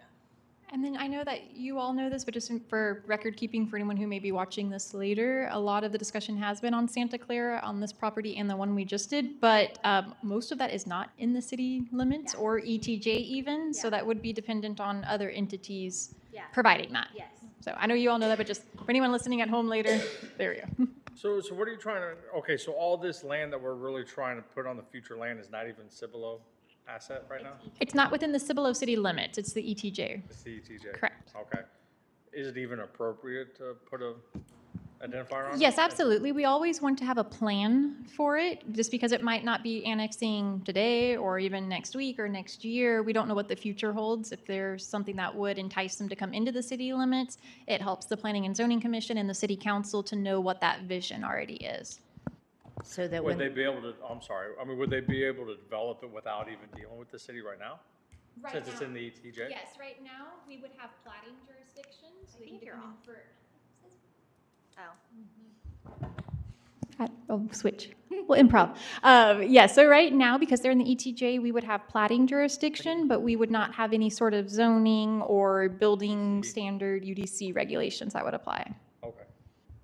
aside from plating subdivision. That seems so weird to me that even in the ETJ, you guys don't review, I know you don't issue building permits, but they don't have to conform to our existing building codes? Because, I mean, eventually they will become city limits. Well, actually, in the county, they do have to comply with the Guadalupe counties, yes, yes, yeah. and they have the fire codes. And so one of the reasons why it would be appropriate for us to have a label on this particular kind of land is the difference would be our jurisdiction of fire, and then the county is opening county fire stations.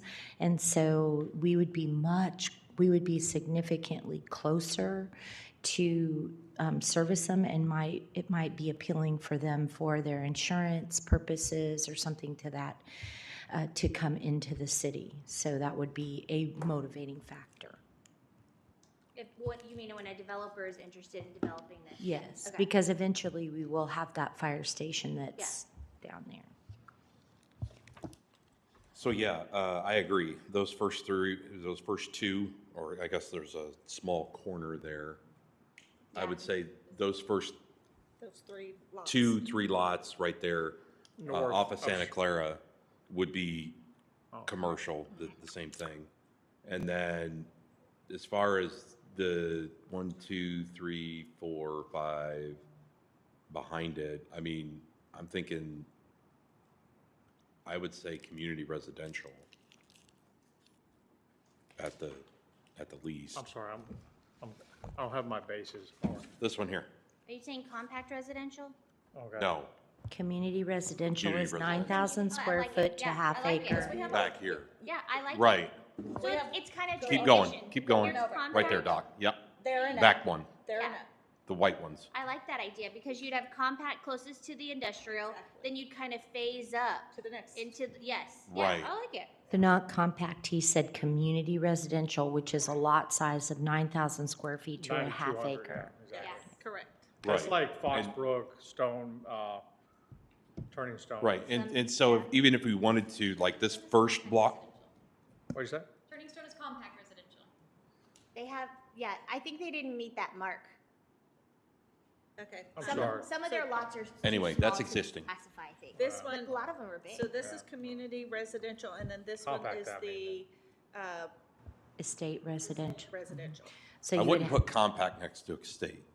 so, Compact is down on I-10. All that orange is compact. on Right, right I-10. here.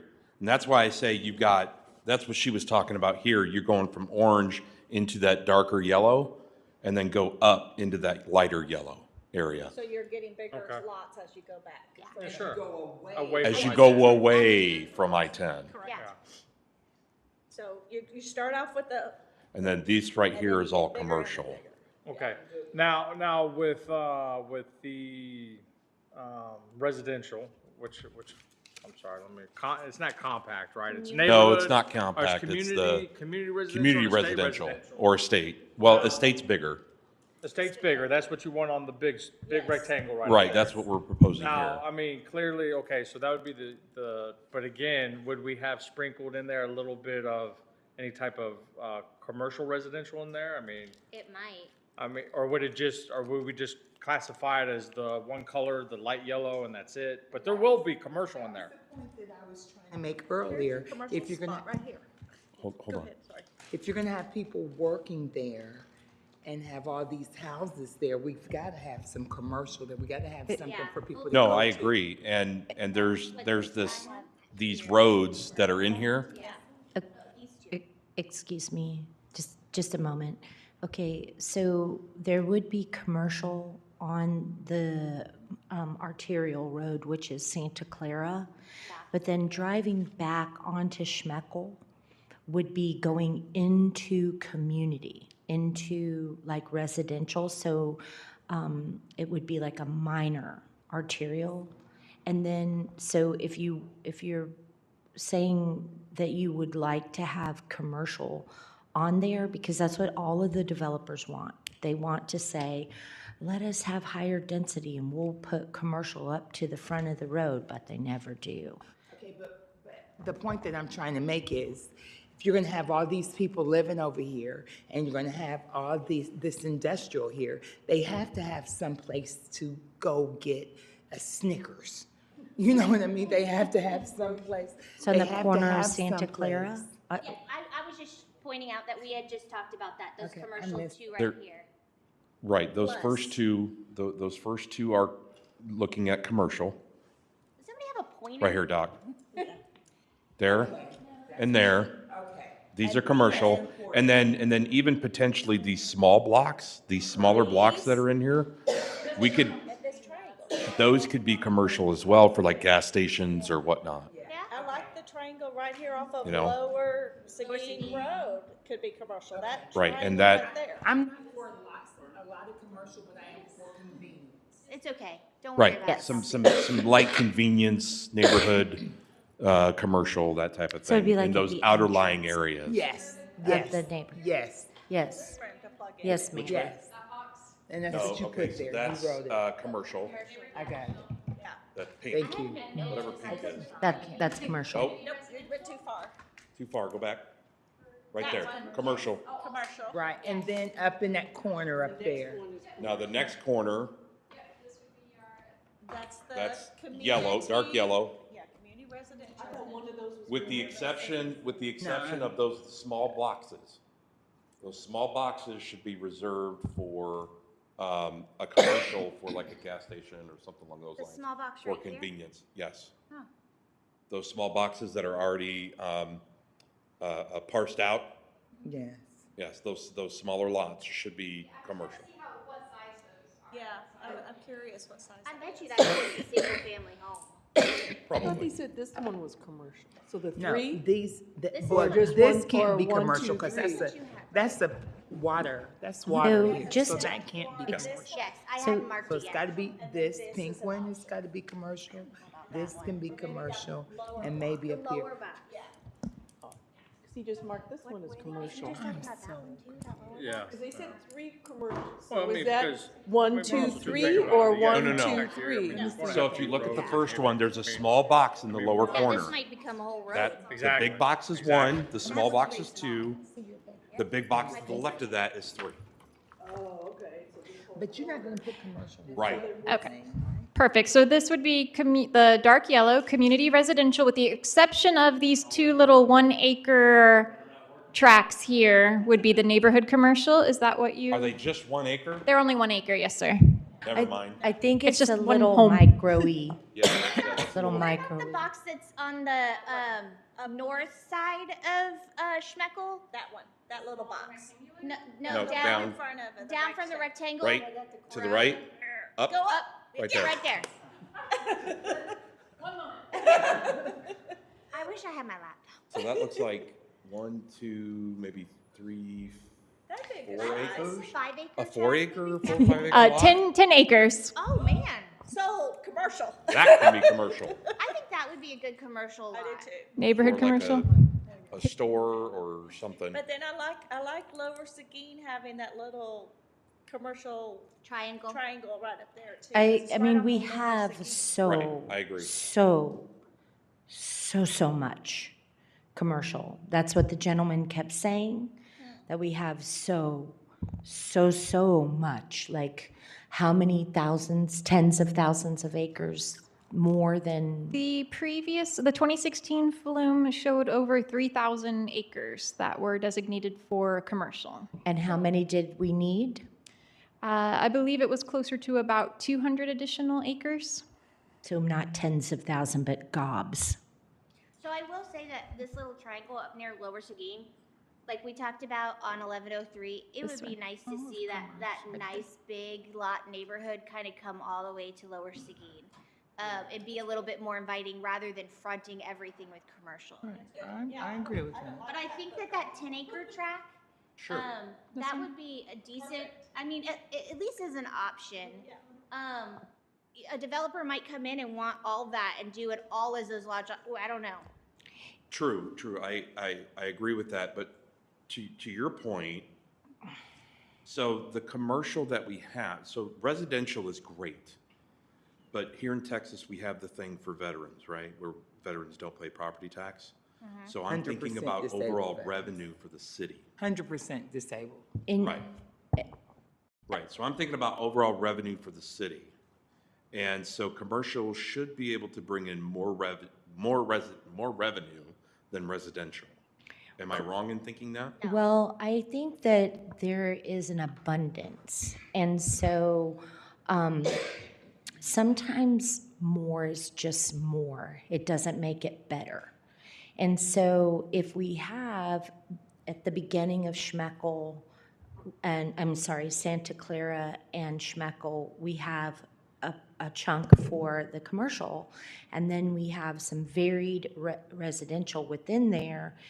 I just think it is a natural course that a developer who wanted to have, they're going to come in and they're going to ask to put the commercial where they want it. And so I think it's a little micromanagey. It's like, we want to see this kind of residential in that area. I guarantee you the developer that comes into the city, as Ashley can attest, they will tell you where they want to put their commercial. And so one of the things that they say about commercial is that rooftops drive commercial. So we really need to have higher quality rooftops to drive, as you were saying, those higher quality businesses. And so that would be my, Yeah, and the higher lot, the larger lots, and you call them higher quality rooftops. Is that what you said? Those are more taxed. Like you're taxed on the value. So I mean, you're going to get more tax. Well, I don't know. No, that's not necessarily true.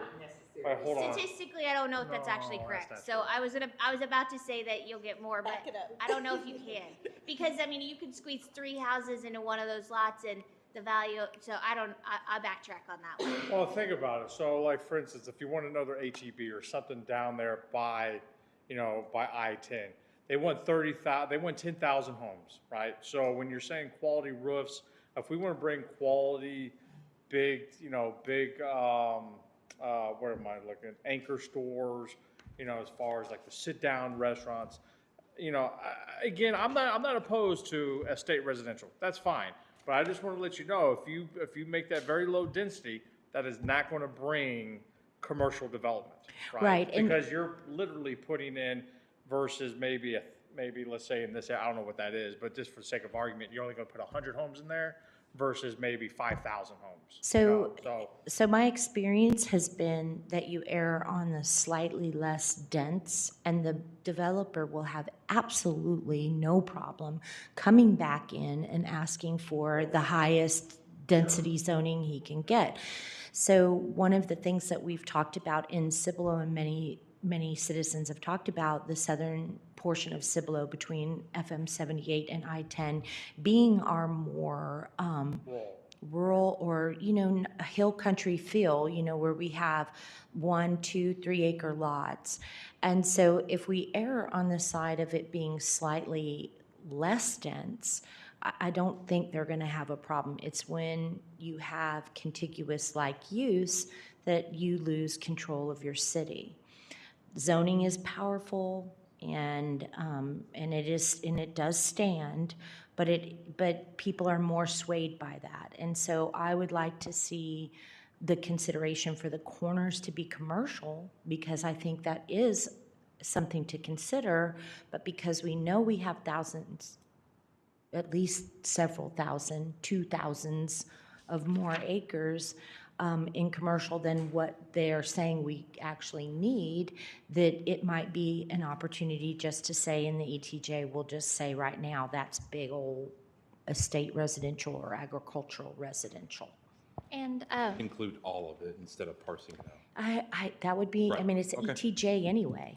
I can get on board with Yeah, I that. could too. What's that? Just include the whole thing. Don't try to parse it out. Except for Let the let the Schmeckle. contractor do that.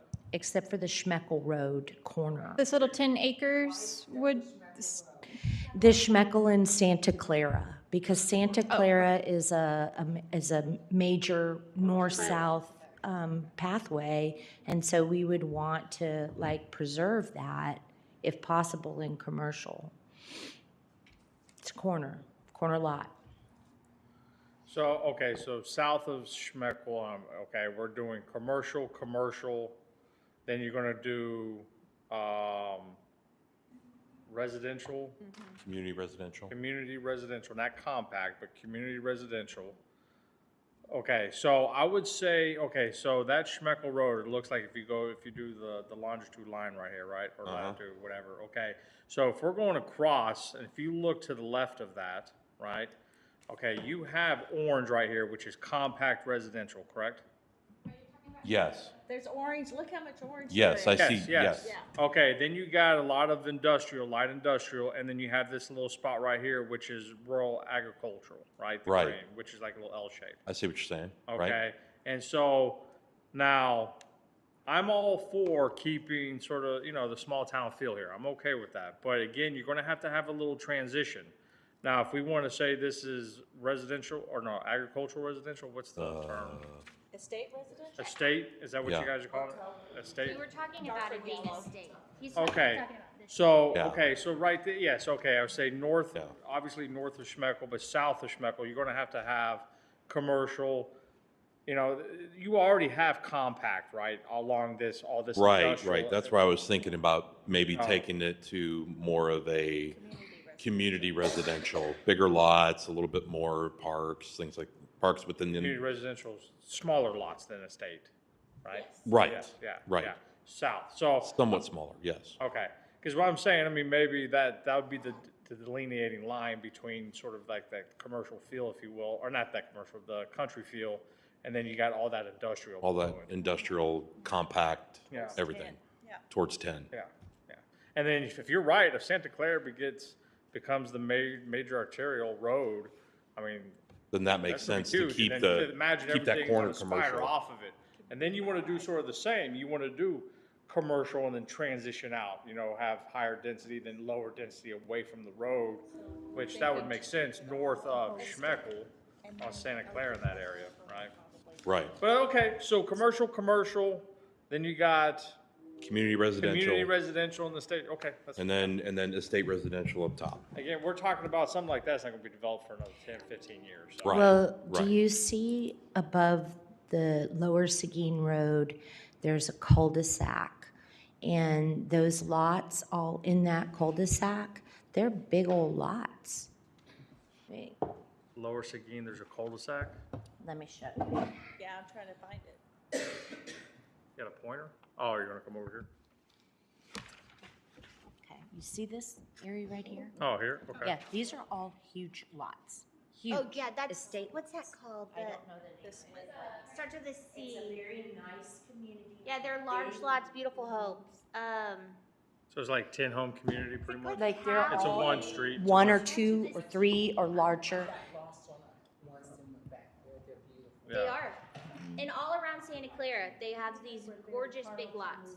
Yes, and so that area is already lending itself to those beautiful large lots. Awesome. And beautiful custom home development is already what's back there. Agreed. So, I mean, Yeah. that makes sense. So as you can see, we're transitioning from literally light industrial, commercial, compact residential, or even Yeah. Community. our Community But there is residential. compact already Stop there. saying compact. But it's already on- there. But Yeah, it's- but that's, it's closer to that's on 10. the other side. Yes, So that's on the other, so again, we're going with transition. yes. So the orange, you got compact, then you got community, Community then you and got estate. estate, Okay. moving away from 10. Correct. Okay, does everybody feel like we have consensus? Did you get that? Jim, I just want to capture, so now no more 10 acres of commercial on this. That triangle and everything between Lower Seguin and Schmeckle is the estate residential. Residential. We got it. Thank you. Everybody feel good? Yes, okay. Yeah. Perfect. It's called Colette, by the way. It's Yes, gonna bother Colette. me. Colette. That cul-de-sac with the big, beautiful houses, Colette. All right, this is our Looking for a large lot home. final area.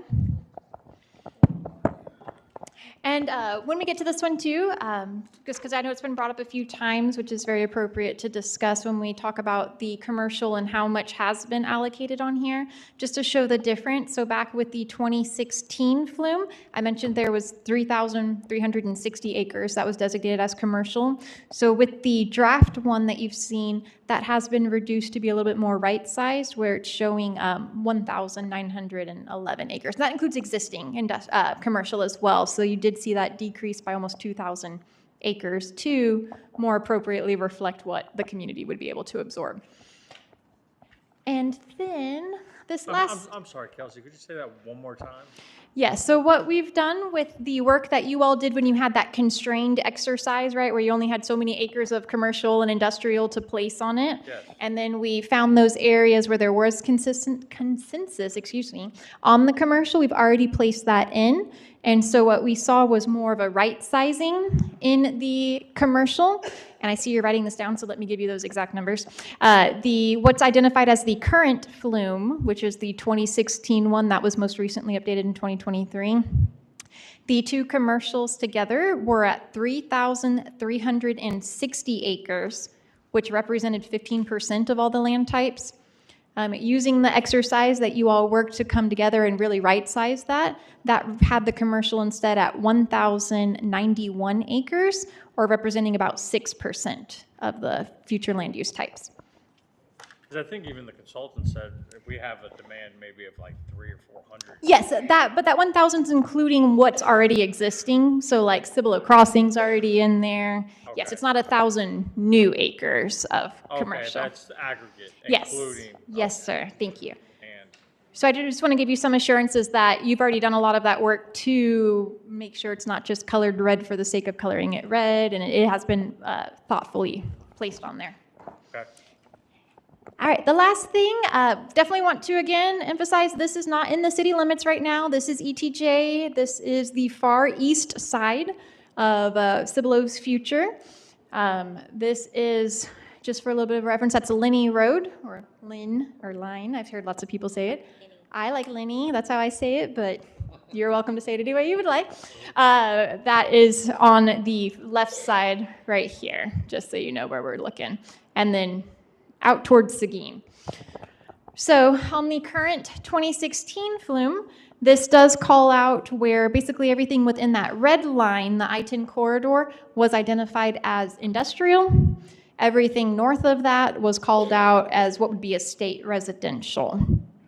When we did the exercise with all the different tables, it was really a smattering. I think one group just took their purple and just kind of threw it on like confetti, and there was some red. There was a lot of interesting stuff. Some compact residential was shown in here, and so this is the final area. We'd like to get some of your feedback. If you want to keep it where it's industrial on the frontage and then estate residential in the back, we can do that. Or if you have changes, please let us know.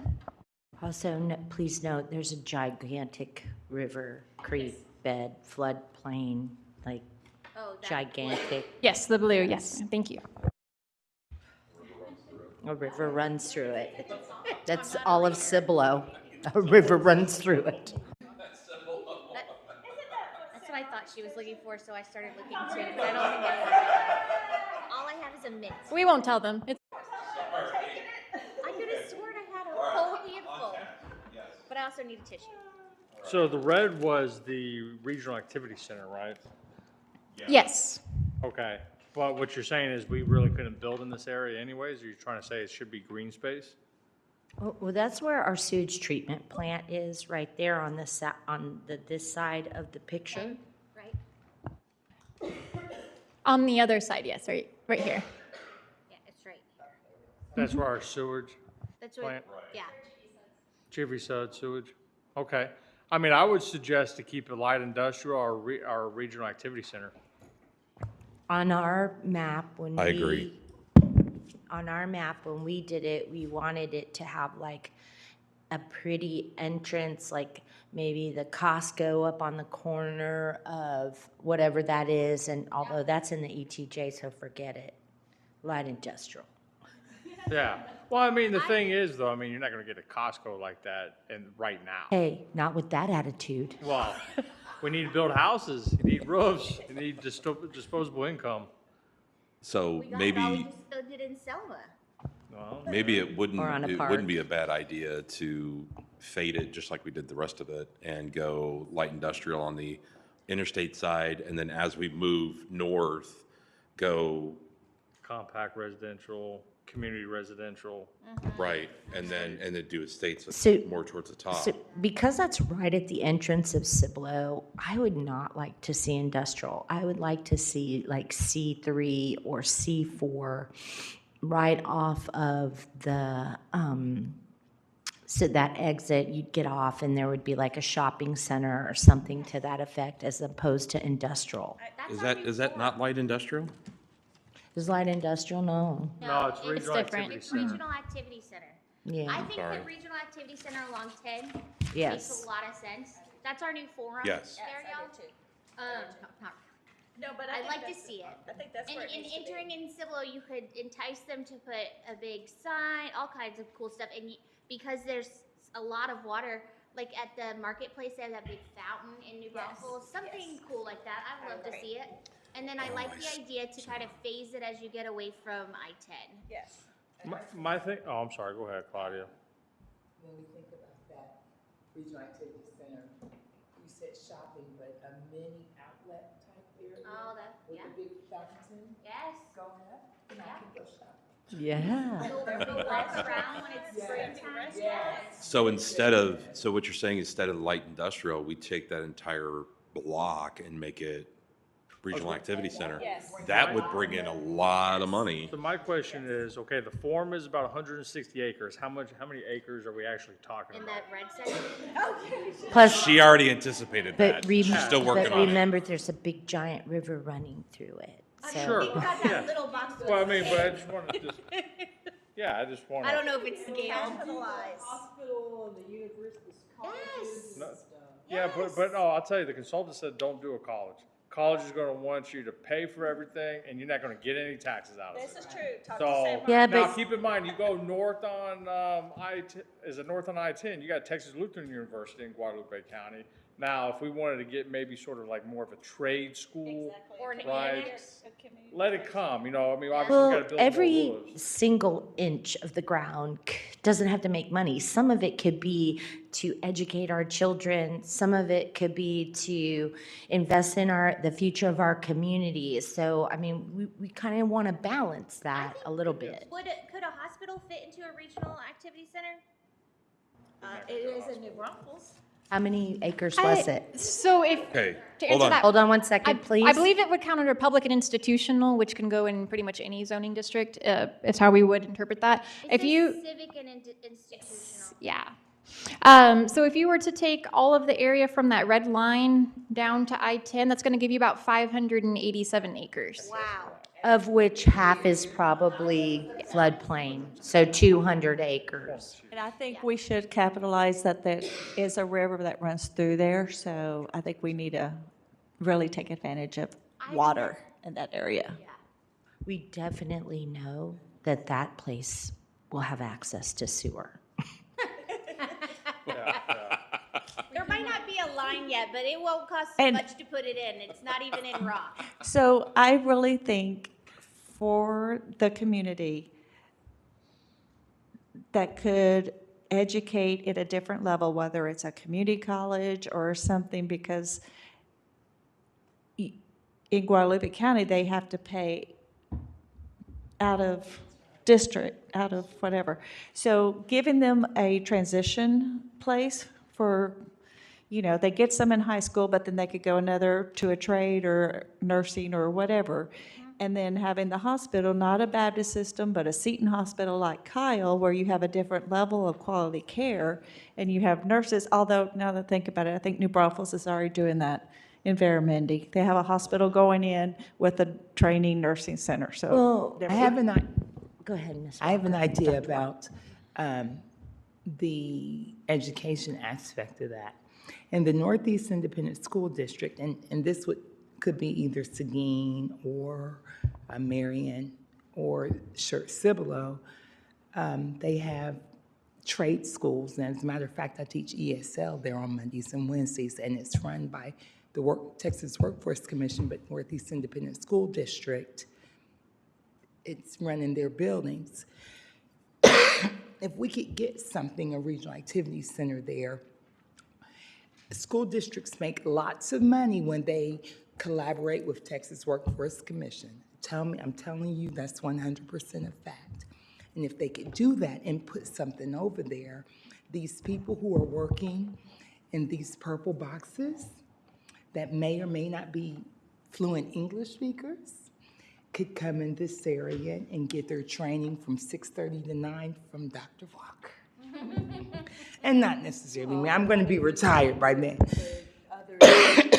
No, but that is a But very good I'm not trade school. I'm not trying to do this for me because I'm gonna be done. But my point is, putting something there that would benefit and maybe not make money for everybody, but would benefit everybody involved down here, I think is a really good idea. And I know for a fact that school districts collaborate with the Texas Workforce Commission to do those type of things. Well, What kind of classification would that have to be?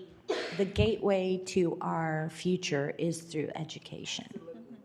Absolutely. So, See school on any of them. right, that we would likely have that as civic and institutional, Civic institution. which is allowed to go in those, yeah. Civic institutional's on 2 of them. It's on all of It's in, yeah, it's in pretty much all of it, because schools typically are allowed to go into any secondary. district, yeah. Secondary purpose. So higher education. So pretty So- much you could put a school anywhere, whatever its own. I So, think I realized it's yeah. not all of them. Yeah. So- Kinda like so parks, the- we want them The red everywhere. box is all red, Yes, leave it. okay? And then between the red box and that next road, Yes, Stagecoach. I would say Stagecoach. compact. Stagecoach? That's the road. Stagecoach Road is this road. Stagecoach yeah. Road, sorry. So what are we doing there? I would say compact to community I residential. think community residential, because you have compact on the other side. Yeah, we already have a bunch of compact over there. Yeah, I would go community. I would say community residential Yeah. also. And then above that would be the, Okay, Actually, I think I'm, all I want to do is tell you, just to let you know. I think I'm with you on this. Regional activity center there, you're going to need to have houses, right? right. Okay, everything going towards east of Houston is nothing. There's nothing over there. So you might get a regional activity center, we can call it red in 50, 100 years, right? And we're having this conversation in 2024. But what I'm trying to tell you is, if you want a regional activity center and you want to have, some development, you're going to have to say you're going to have to build some roofs there. Now, I'm not saying all that area is going to be compact, right? I would say, as you can probably see, that's 500 acres, okay? So right above is probably a couple hundred acres.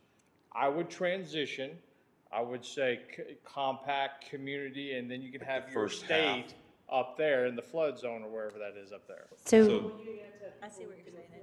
When the ones that are going to trade shows are not gonna have a whole lot of money to be able to do. Nobody's going to buy a $2 million state. Right, they're not gonna Right. No. excuse, compact near the trade show, trade school. so one moment, please. So in this area that's the ETJ anyway, if it comes into the city of Cibolo, it's going to have to be zoned. So I am going to strongly encourage you to err on the side of less density. Because as the developers come in, as these things get developed, you can scale denser. You can't roll it back. So because we don't have the crystal ball into the future, you would be better to have erred on the side of less density, especially that close to a graphic floodplain. That would be my suggestion to consider. I agree with that from the planning and zoning perspective. Yeah, that's all. Not really an economic development. That's not economic. I mean, again, I get it, flood zone, if we want, so compact residential is turning stone, right? We all agree to that. So that's turning stones or Foxbrooks. Now, again, I'm not saying that includes multifamily, but I think by definition it might, right, compact. It would open the door. It would open the door where they can build a turning stone and then build an apartment complex right next to turning stone. Multifamily complex. Multifamily complex. I mean, So we're saying again- compact residential is literally SF4 and MF2. I know we're not gonna have that anymore, but that's ultimately what we're saying. If you look at our current zoning districts, it would be what used to be SF5, SF6, and then your multifamily districts. So again, we're spending a lot of time, I'm just saying, because we still have to get to the future thoroughfare plan on something that, I mean, it's not in our city limits.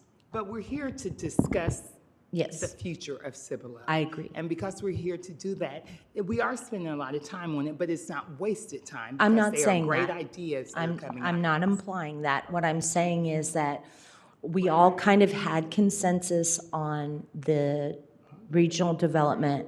And then going up into that area, you can see there is already the kind of turning storm development right there. So, I mean, do you want to go and break it down into chunks and okay. Yeah, no, I see where you're coming from with regards to you want more rooftops there. I get that.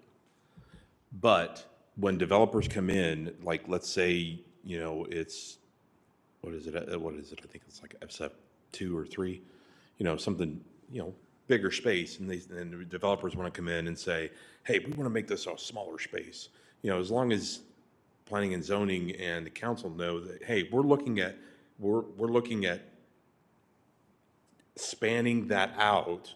So if it's closer, the intent is we can just call it all residential to the road, right? And then call above that estate.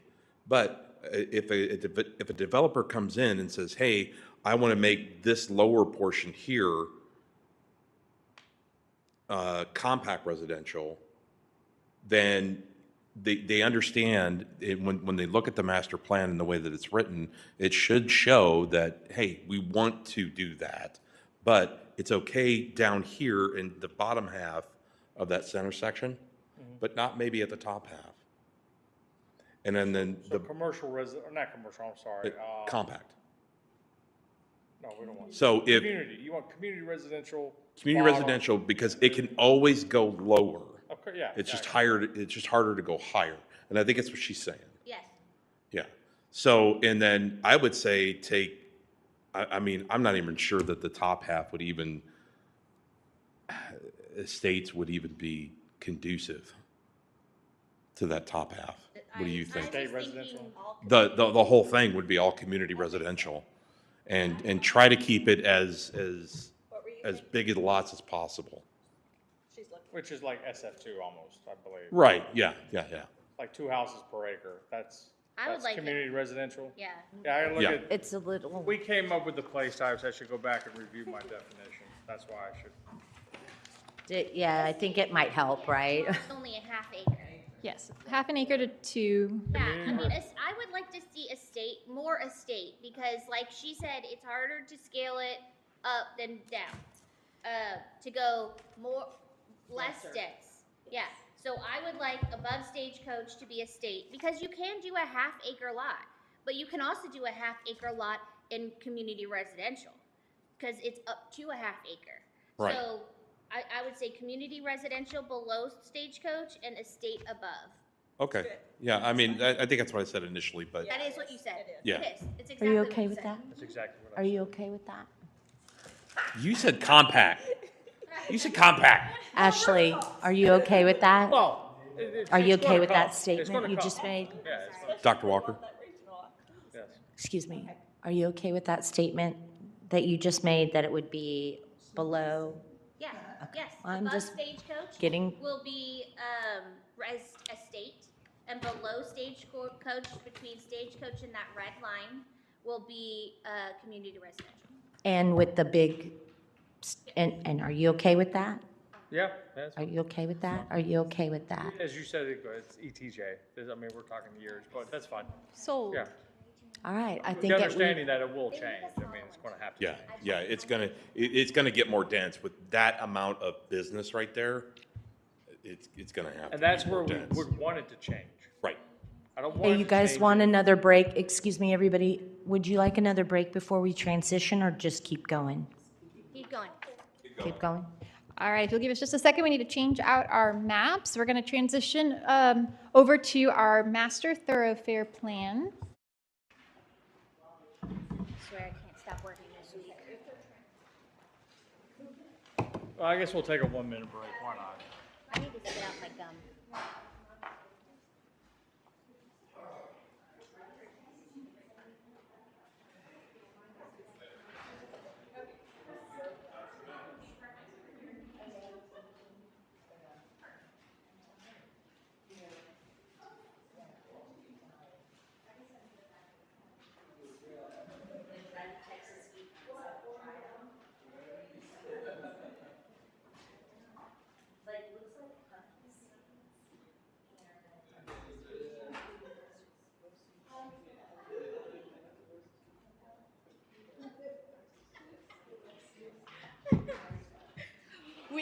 I think we had that whole conversation just with a look that day.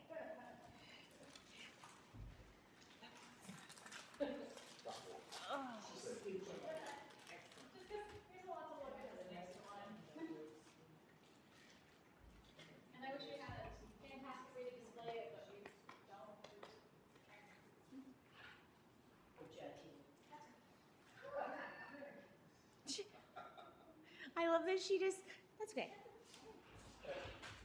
That would not be me. I might have said that, but then I would have been like,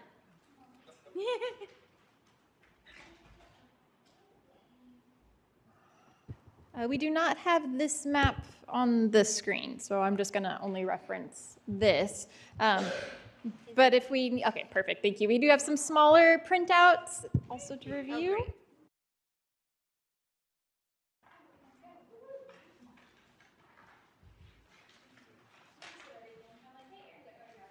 thank you, sir.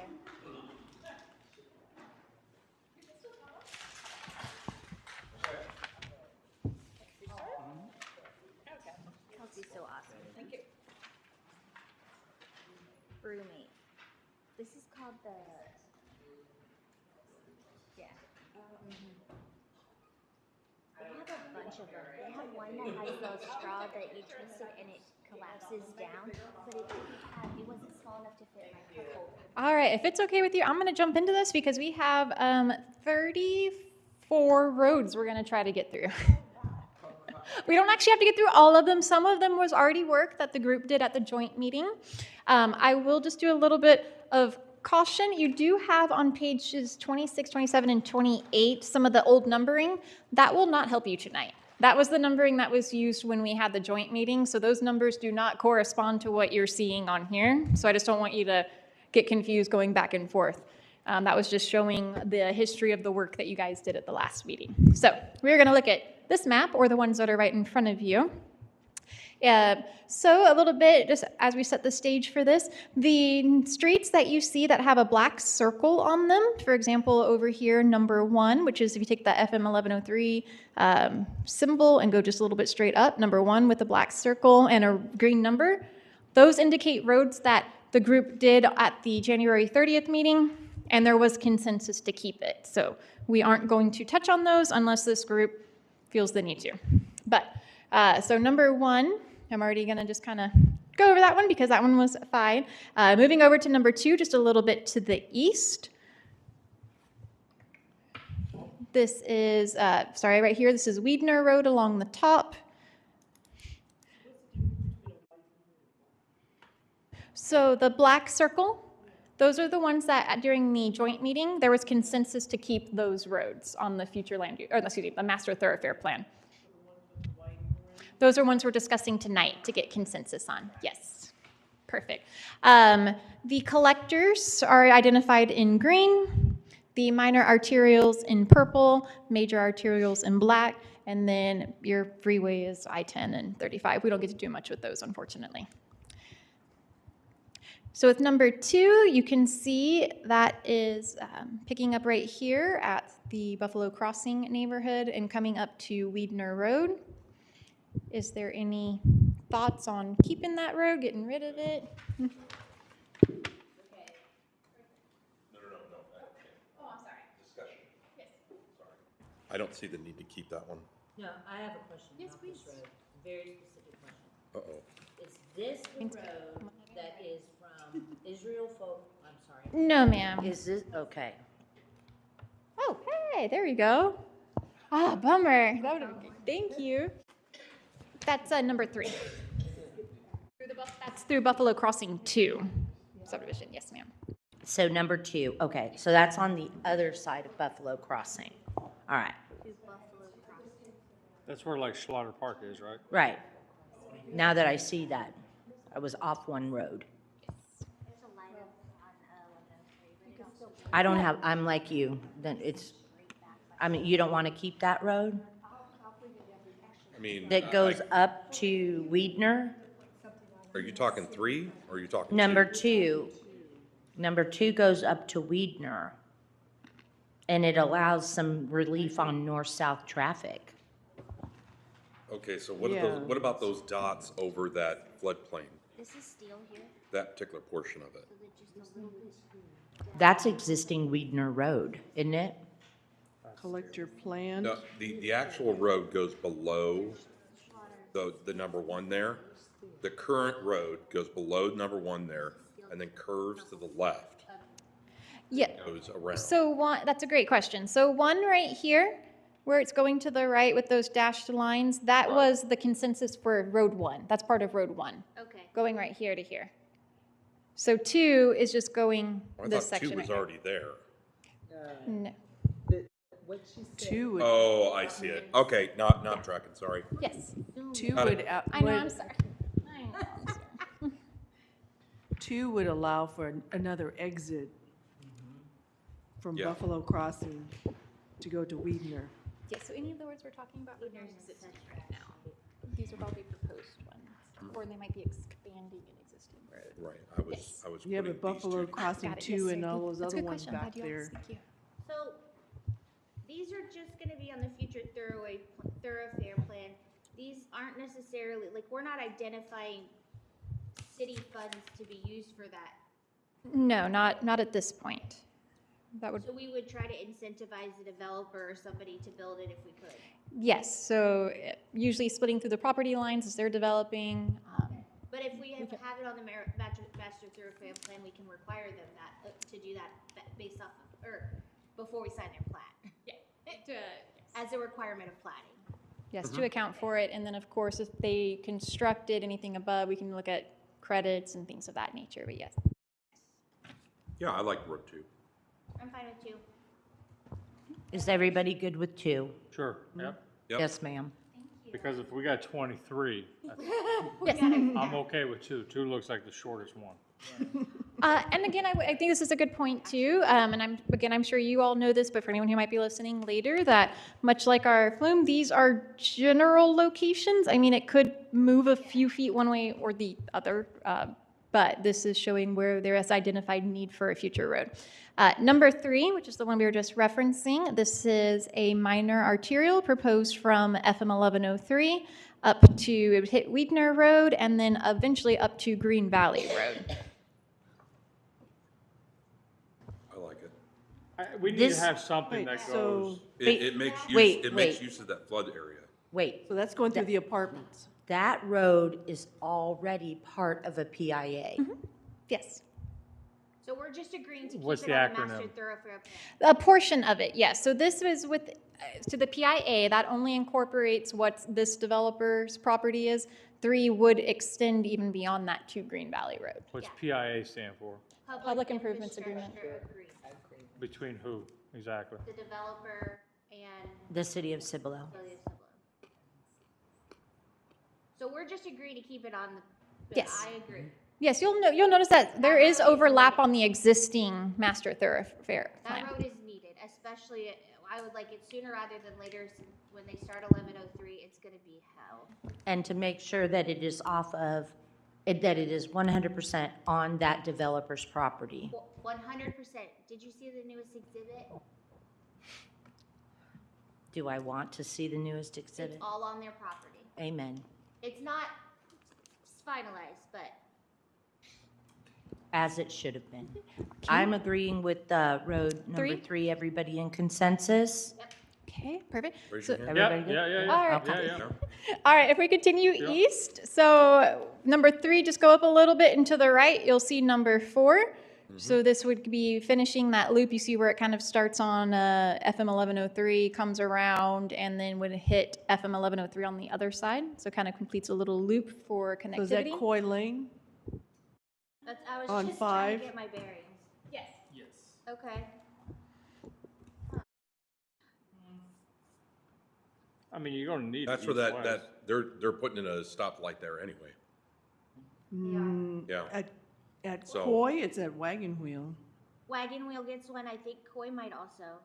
I don't know what Boy road does is- get- what road Boy is does get I a know light. Wagon Wheel does, because it's out my neighborhood. Mm-hmm. that dark green one? Yes. So 4, we're good? Yeah. Coy Okay. is- You good with 4? You good with 4? Yes. Okay, good with 4? All right, So cool. then it comes 4, out good. through Buffalo, yeah, so it connects All to right. Buffalo. Then we Crossing. keep on going for 5, to number 5. It's a very short section, but Hang on just one second, please. Where does 5 end? A field? technically at the end of the city limits, or not the city limits, but the where the future ETJ line would end. Yeah. Okay, a field? Okay. But most likely Is that- though, Is our, that gonna go into those new development that's a long while? Coy Lane does extend all the way back. It does? Well, eventually, in their plan, it Okay. will. Okay, so that'll connect to those neighborhoods that are back off of Wild, and they'll stop cutting through my neighborhood? Yes. We cannot guarantee that.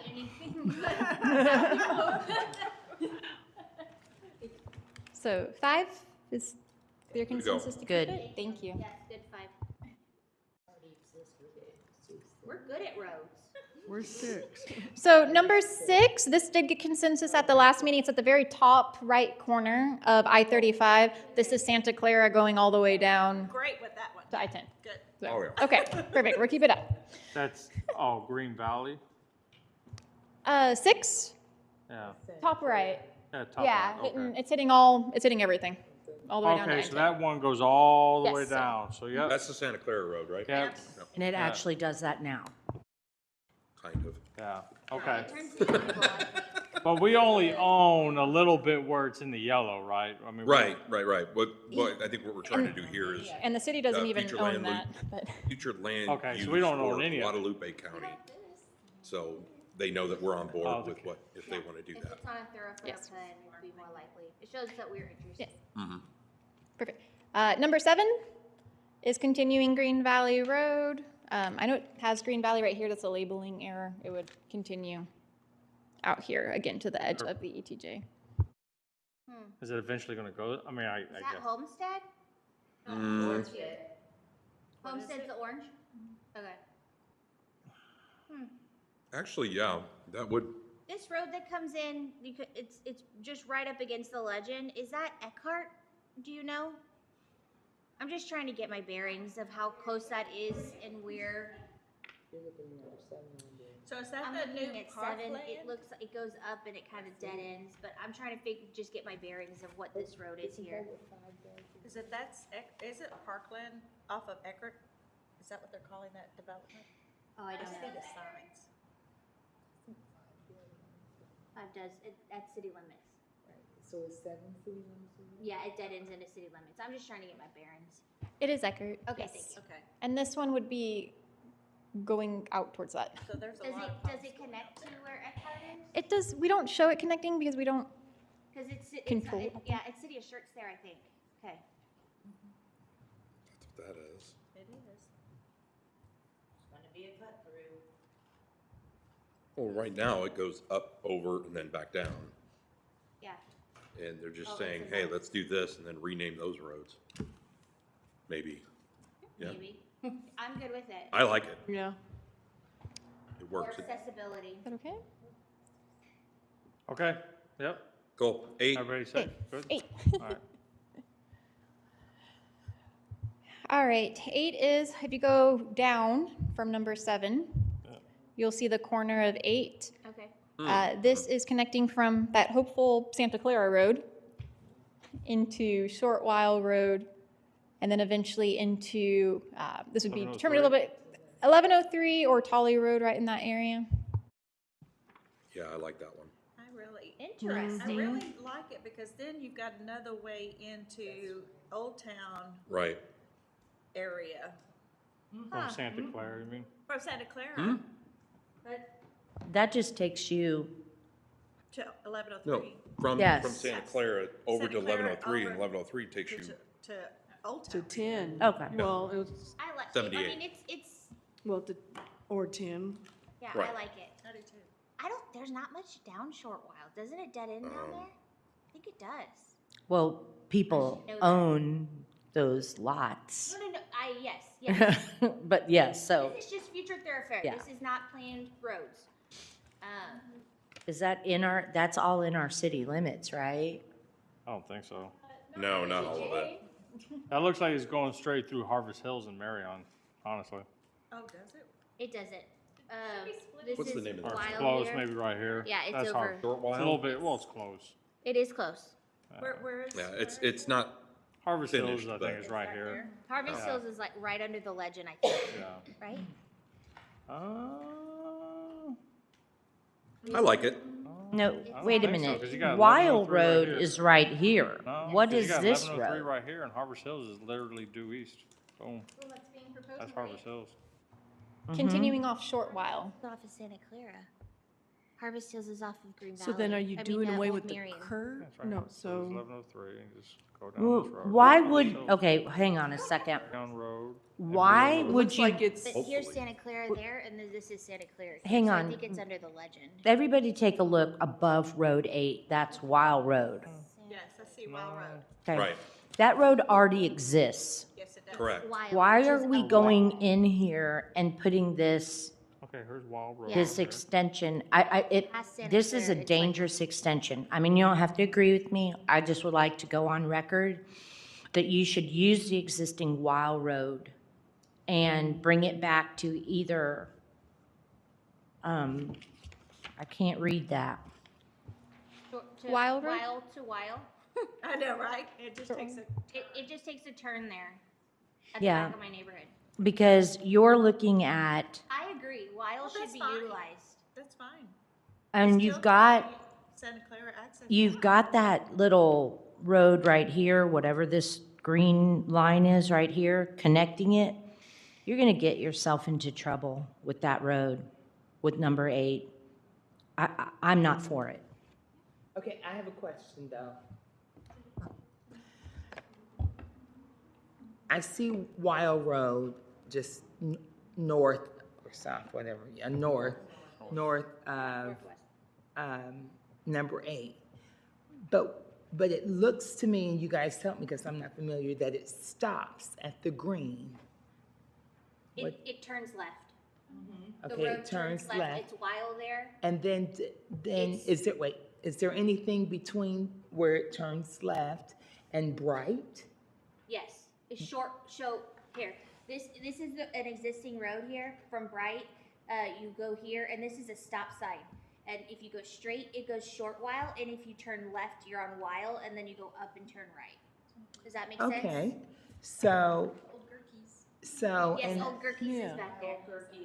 and That so, is the best way to drive to New Braunfels. I'm just gonna say it. It is. so in that case, why was that number 8 put in there? Because we already have a road, right? We already have a road, Okay. number 1, and number 2, and number 2, you're forcing an issue east and whatever that direction is. I'm gonna call it east and west, okay? You're forcing an issue east and west. We already have a solution for it.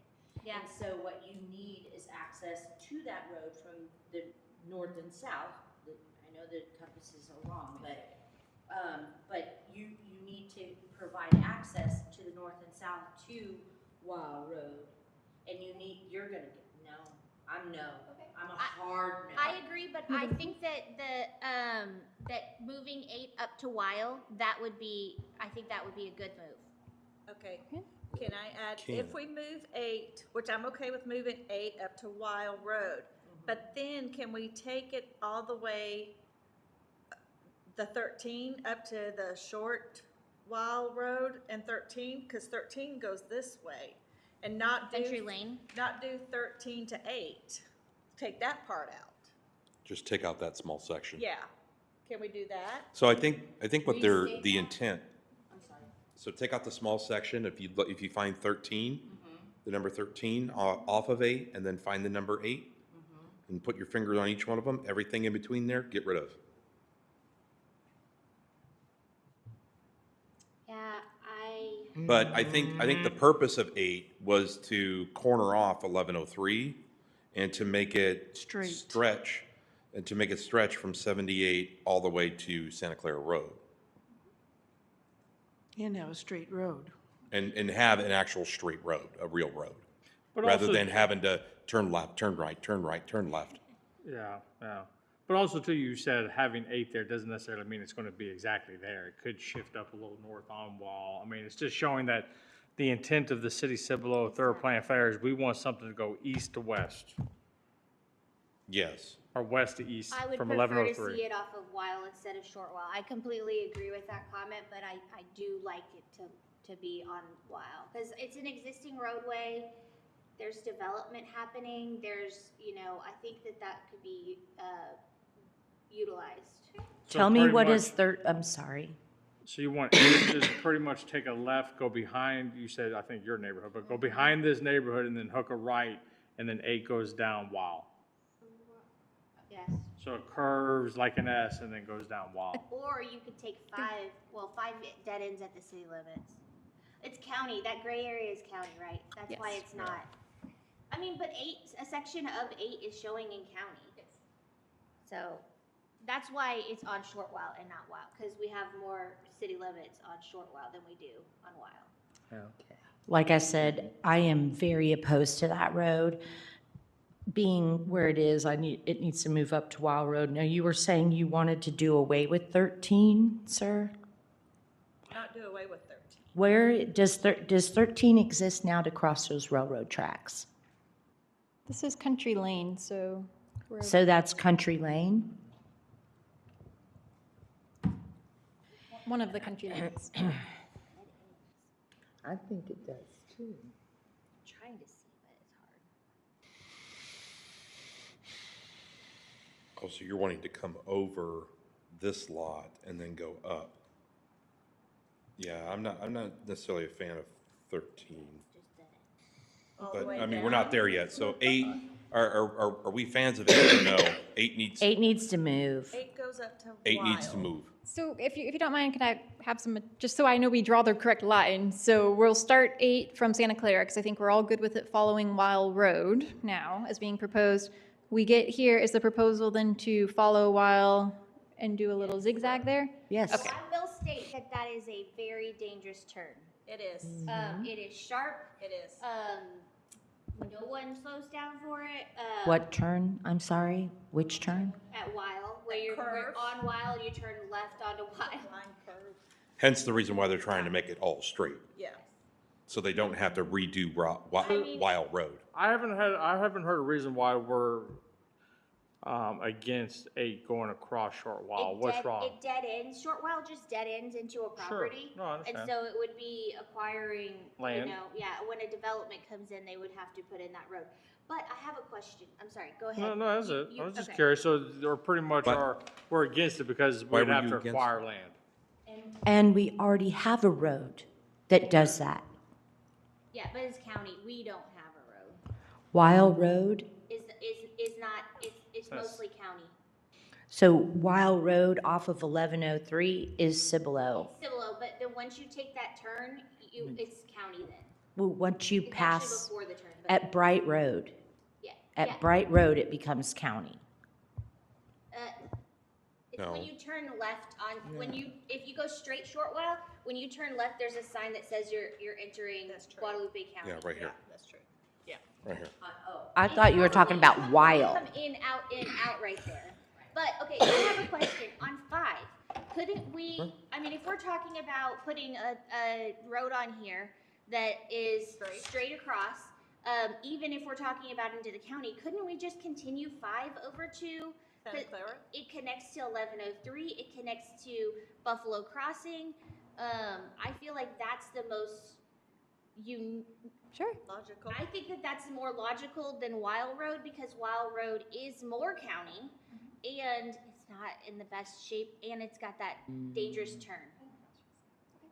I think that's a great idea. Yes, we could definitely look at extending 5 to potentially intersect with the Santa Santa Clara. Clara Road. Into the dark 8, or Yep. into the dark, whatever number that is. 6. 6, I'm sorry, I can't see it. So I think 8 route is no for us. I don't even think moving is Wild. But this is what I'm proposing and then 5 continue all the way to Santa Well, Clara. I'm not opposed to 8 moving up onto whatever that green road is right there, 5. But because it already is an existing road and we could partner with the county. That's Coy, right? We decided 5 is Coy? Okay. And then there are just a few holdouts off of Coy. So I could see moving 8 to Weil in case you get the opportunity to partner with the county there. Yes, you would still have to fix that corner, but then also extending 5 all the way back. And then you hope, Connectivity. yeah, just you hope that whichever one you get. I would think 5 would probably happen way before you're gonna get the buy off of Guadalupe County, because you're also gonna have to purchase houses and relocate people for that turn area right there. Well, Yes. I mean, if you I think didn't the turn it trailers are on to right. 5. It's trailers, it's trailers. It's brand new. Yeah. Well, if you didn't turn it on to 5. But either way, it wouldn't hurt to have. I agree. Yeah, I have no problem with that. Showing both. So just to capture, if everyone's good, we'll take Rid of what we see 5 is and 8, extend it put up to 1. over to Santa Clara. And then 8 go along with Wild And Road. 8 will go from Short While and do that same basic thing, running parallel on Wild the Road south, to Santa yeah. Clara. Yeah. That's fine. Okay, so number 9, 9. right? 9, where's 9? Oh, it's way over here. Lower Old left. Town, Main Street. Is there any rhyme or reason on the numbering? We tried to kind of go left to right and down, but Left, right, since down? roads Left, right, are a up, little down. bit of a spaghetti also, it was hard to see where I one need started. to go Maybe back. East Lake Star. I need to go back. What do you need? Pardon me, I need to go back. Choose I really do. processing. Because, that's it, I'm still processing. If we're gonna move 8 up to Weil, I'm going west now I've moved 8 up to Weil, I'm going west, right, because that's north side, I'm going west. And then I see this green collector. And what's gonna happen, it's gonna make that sharp left turn down to nothing, or down to what? Because we're getting rid of 8, right? Well, only. Part of that only road's that Help me last part. understand, help me understand. Yeah, where Short While and While kind of interchange there, those are existing roadways. It's a dot, but it's really a solid road. Okay, Yeah, it's an that's, existing that's road. what okay. Part of why it's shown as a dot is because that would be increasing the classification. This would be showing this as a major Oh, okay, arterial. okay. Whereas right now it's, I don't even know if it counts as got a it. collector, it's just kind of a little country road. Okay, I just needed to get clear with that, I'm good. 9, 9, I know it's a little hard to tell with the colors, but essentially it is, this is one that's shown currently, connecting from Main Street over towards where Steel Creek is. Just so you know, it doesn't have a number on it, but you see kind of that gray road, that's reflecting that north-south connector that was presented at the last meeting. So 9 would go from Main Street, cut over, hopefully maybe connect with that Behind connector. HEB? It's farther south from HEB. I mean, Yeah, this, behind HEB, okay. What, Okay, yeah, I I'm mean, trying I to. mean, it, so it's kind of like Good where use Schlother of Street is, if you need to space. point, like where Schlother it's a Street small is. collector. So there's a house on each side of that, on Main Street on that corner. And it does look like they had Oh. planned a road going that way. But why did they, Is that road? why was that No, scratched? that's not back a road. then? I don't know what that It is. seems like now it's back on Like a the map. typo. Do you know why it was scratched? I think part of it had to do with all the floodplain that's there, so it would be a very expensive. Connector. to do. Says it's more south connector. I'm okay with 9. Is there a light going in there? Well, not necessarily, but I mean, when the road is constructed, it could be added. I have a question. Yes. That's the road I turn out to get on This one Main here? Street. Yeah, because I live right here. Okay. And already people are cutting off of 3009 and coming down Cibolo Valley and going this way to 78. Because a lot of the times there's accidents on the highway. So not only is Main Street more active now with HEB and everything, but it's also now a shortcut for people to cut What is it? through. Okay. And I have a hard time turning left. So if there's not a light or a four-way stop at Slaughter Okay, okay. and Main Thank you. Street, you're adding more traffic. Yeah, because you're adding. Well, I think they're trying to Town relieve the Creek- traffic from the school. I would like to voice that I am wildly opposed to this road. Wildly opposed to it. What, 9 Why? and 10? Nine across the floodplain, because you are going into subdivisions that have really, really narrow streets, like just barely 2 cars. It could not be 2 trucks really crossing side by side on those roads. And you're feeding the traffic from all that Steel Creek subdivision into Main Street in the middle of a subdivision with roads that are not appropriate for doing that. While I understand that in the, like many years ago, they were thinking of an extension back there to build more houses, but because of the floodplain, it kind of got scrapped. But that is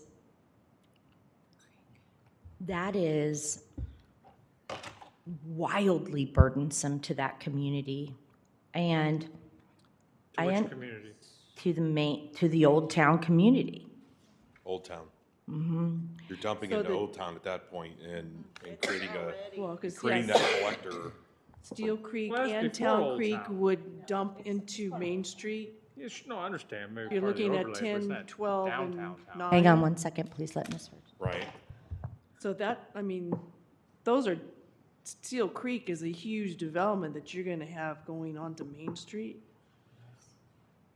Yeah, that's probably, yeah, And- I think you're right. That's And you're probably going not in a good between idea. 2 houses that, I mean, You couldn't have 2 trucks Yeah, it's just driving not- on that road like that.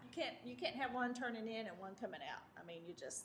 It's wildly inappropriate. So I would have to say no. And I get why they're doing it. I get it. Because you're trying to circumvent the train tracks. So could it be moved up more towards the drainage ditch and HEB? Or down. But also too, it's alleviating 1103 Can't with it all go- that development there. Because right now, the only way they can really get out is behind Steel and go onto 1103, right? There's no way the back of that neighborhood could exit. Can't any of this go to 78? Go straight down? Yeah, I think you're right. That's the whole point. Well, I think, what about But 10? it's not. Can it not go out 10? So initially, Steel Creek subdivision is going to come out onto onto Tolly Road. That's where 10 takes it, is to Tolly Road. And then Tolly Road can take it back towards Country Lane, and they can come back towards the downtown and come on the half loop, what used to be the 539, and get into downtown that way. But yeah, like a long time ago, maybe 3 years ago, when Steel Creek started to first come in, there was conversation about taking that road and driving it straight down to Hagerville, which is right. That's the north-south. See that little black line right there? Yep. Okay, so to take the road down that little road and cross over the railroad tracks there. And council, about 18 months ago, set something like $50,000 aside to talk about doing a train track crossing right there for the Still Creek subdivision. And to date, I do not know whatever was resolved on that train track crossing because UP Rail wanted to do it there and close the country lane and make a side road that ran this way, parallel with the tracks to get back to country lane so the fire trucks could get there. So do we have any? I think that's how this came about, this north-south collector. That seems like a very specific, story from 18 months ago. I'm seriously Well, doubt this is, I anybody mean, can this is pull the that. city engineer that put this. I'm together. sorry? No, I'm just saying, I said that's a very specific story as far as $50,000 to go over the railroad tracks? Yes, Okay. And you want that information right now? Mr. Reed. Do we have that? Is that what this where that north-south collector, I'm assuming that there was a study implemented with this $50,000 she's talking about, the city engineer that put together this idea that crosses 78, this is the north-south collector, which is over the railroad tracks. That's how I'm assuming that this is all tied together. It is Okay. over the railroad track. On 9. At Road 9? Not on 9, it's this gray road. That's the one we're talking about. 9 runs into the It Grand connects Road. to 9. 9, yeah, it connects to 9. 9 goes from Main Street over here into Steel Crossing. But It's a this is the east-west. one that the collector road Yes. that y'all talking about. Yes, Yes. the north-south That the connect. study that she was referring to. Correct. So what I'm saying is to drop And that's this, actually going to happen? I this thought they weren't going to. bring that up. 9 I don't that flows into Main Main Yes. Street. Drop Scrap that. And it goes to, It just goes to that south street. I could live with that. If I could add to that comment, that would be a massive bridge over the floodplain there, so with It very would little ideally benefit. alleviate the trucks getting stuck in So country lane. strike 9 is what we're talking. striking this. Striking 9 Yes. altogether. You don't believe it's needed to get from Main Street over to the north-south collector? No. No. Okay. I'm fine with that. And I'll reiterate, the north-south connector as proposed is an expressway from FM 1103 over the railroad, not until you get to Schaefer are we proposing access. It truly is. Just the overpass. It truly is mobility. And the reason for that is we're hugging that floodplain. Yeah. And so we're not proposing a 5-lane arterial there. We are proposing a 2-lane With no access. parkway With no access. with shoulders, with no access. It'll be until you elevated get because to you're in the Schaefer. floodplain, yeah. So they're not gonna, so as 10 feeds, looks like it feeds into it, it actually doesn't. You would want, yeah. The we 10's would gonna not want- stop right there where the current number 9 is. In concept, again. I think that might be the last place you could get on it. No, what he's saying is it starts, you get on it at 1103 and you get off at Schaefer Road. And Nothing in between. I think this is just a little bit of an unfortunate placement of the number 9. It's not connecting to that on here. It's just, you can't tell. Yeah. So the 9 number and 10 9, connect. 9 does not connect. They're looking at No, I connecting, mean, just connect to each other, 9 and 10, right. not the collector. That's how it was originally proposed. This collector is a newer, Okay, so then in that case, scrap 9. 10 is already platted. so we're keeping Just keeping it on like you. We're just Yeah. agreeing to keep it 10 on. says if it's. But it helps you guys that don't know, 10 is already an existing It platted says road. collector Right. existing. Yeah. It says collector existing. I think dumping off onto Main Street, however, is not a good idea. I agree with you on that one. No Main Street connection to The that. Main Street's already as small as, yeah, I don't think that's probably a good idea. Okay. Plus, it'd be expensive to do that 9, wouldn't it? Right, because of the bridge. Or literally a quarter of a mile. 11 go, could 11 go all the way down to 78? Here's what I'm, 11 No. No? Because you would need to cross the railroad. and a I'm sure floodplain. In water. And the same would be for this right here, huh? Yeah. Oh, that's Tolly. Yes.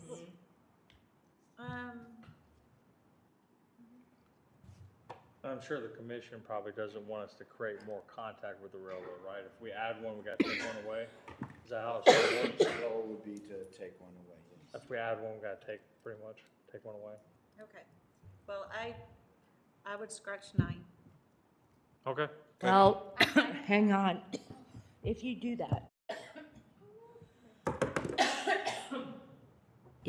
that, and you close Country Lane, you are closing off a lot of homes access on that backside to fire. I don't, On Would 9? they- Today, thank we're you. not, you're not making a decision to close. no, yeah. No. That's not part of the. I was just Okay. mentioning that maybe the trucks I would just, stop this. I just wanted clarity on Not that. that we should close it, because that, I agree. So you're saying we're gonna take a vote on it right now? Marcus, we're just looking to have fun. Let's go ahead and get a motion. We only have 13 minutes Doesn't left, make me so. sassy enough to- All right, Okay, moving on, moving on. Little Nine's section of gone. 9, no. 9's gone. Let's- 10's already there, 11's already We there. have removed it Well, 10. Yeah, 10's already there. 10's Yep, there, 11's 11's there, that's 12. 12 go, that's another way to 12 get. connects to, from Tolly to Sassman, however you want to say I it. say There are other Sassman. roads that already connect those. Why would we? There are, I don't understand that. Eliminate 12 And it is goes good. through the floodplain, I'm not a big fan of 12. Yeah, 12's yeah, I'm not a out. big fan of 12 either. Okay, 12 is gone. Delete 12, unless somebody else wants to keep it. 11, 12, where's 13? 13. Country, Well, the other. It was supposed Country to lane. connect to number 8 that's no longer there. So where would 13 connect to? 13 would either go up to Weil or it would go up to where 5 connects to, Short while. So bring it up here. 13 would go up to short while. well, it's currently going up to Short Weil, but we talked about moving Short Weil Moving up to 8. Weil. So, yeah. So it would either go up to Weil or it would go up to where Coy, number 5, would connect over to Santa Clara. I would say, yeah, it would need to go all the way up to 5. I think it should go up to 5 because of connectivity too. Absolutely. Yeah. So 13 up to 5, that green dashed 5 that you drew in there. Does Where's anybody have 14? any, Or the move to 8. or you just keep it connected because you connect it all. Go past, because 8 is now Wild Road, right? Isn't that what you did? And just keep So going can to it 5. just go up to 5? Yeah, Yeah. yeah, connect to both of them. Where's And 14? people from Coy can get all the way down to 78. I don't see 14. Yep. I see 15. 14's on the Oh, left. way over here. Good to go. Yep. I don't like 14. 14 at all. Where is I don't 14? see it.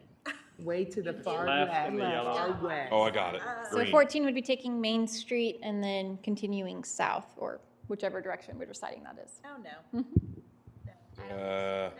I'm not a fan of the northern or southern part of 14, but I do like 16 up to 15. I don't. Like that little square, because what it does is it because all of this is going to be residential, what it would do is actually create collector points for all those homes that are going to go in there. Yeah. So why don't you like 14? Yeah, I'm trying. It's just the bottom and the top part of 14. Why? So it ties into 19, and then it ties into Schaefer right here, right, on the north part. Okay, so why don't we like 14? Help me. Well, we already have one road, Hackerville. It's already. that Where's it way. at? Hakerville's the green one right here, Oh, just straight up and down. okay, And I Then see you it. Then you have this. I think you encourage them to improve the existing roadway There you at, go. at Hakerville instead There of you giving go. them the option to put in another There road. you go. I agree with that. I agree.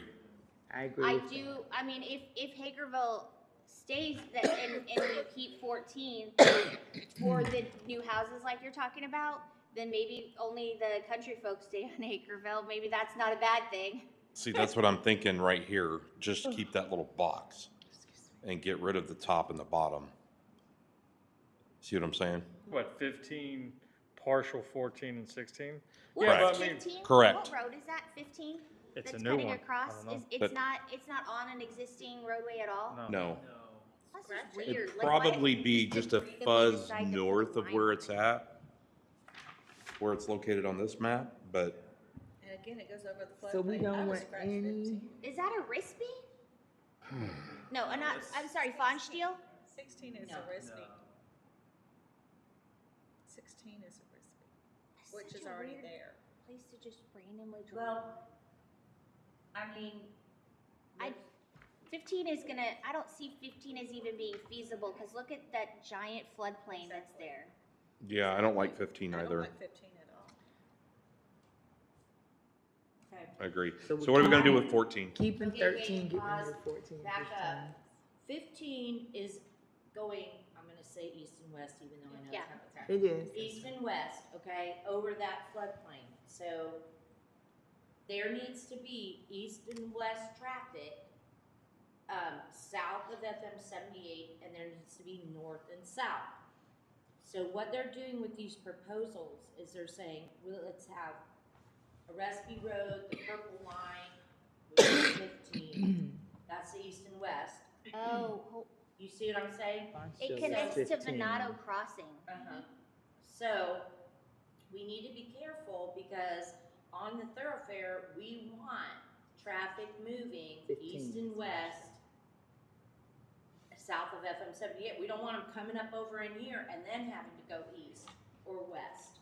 We want them to do that south of FM 78 if and when it gets developed deeper.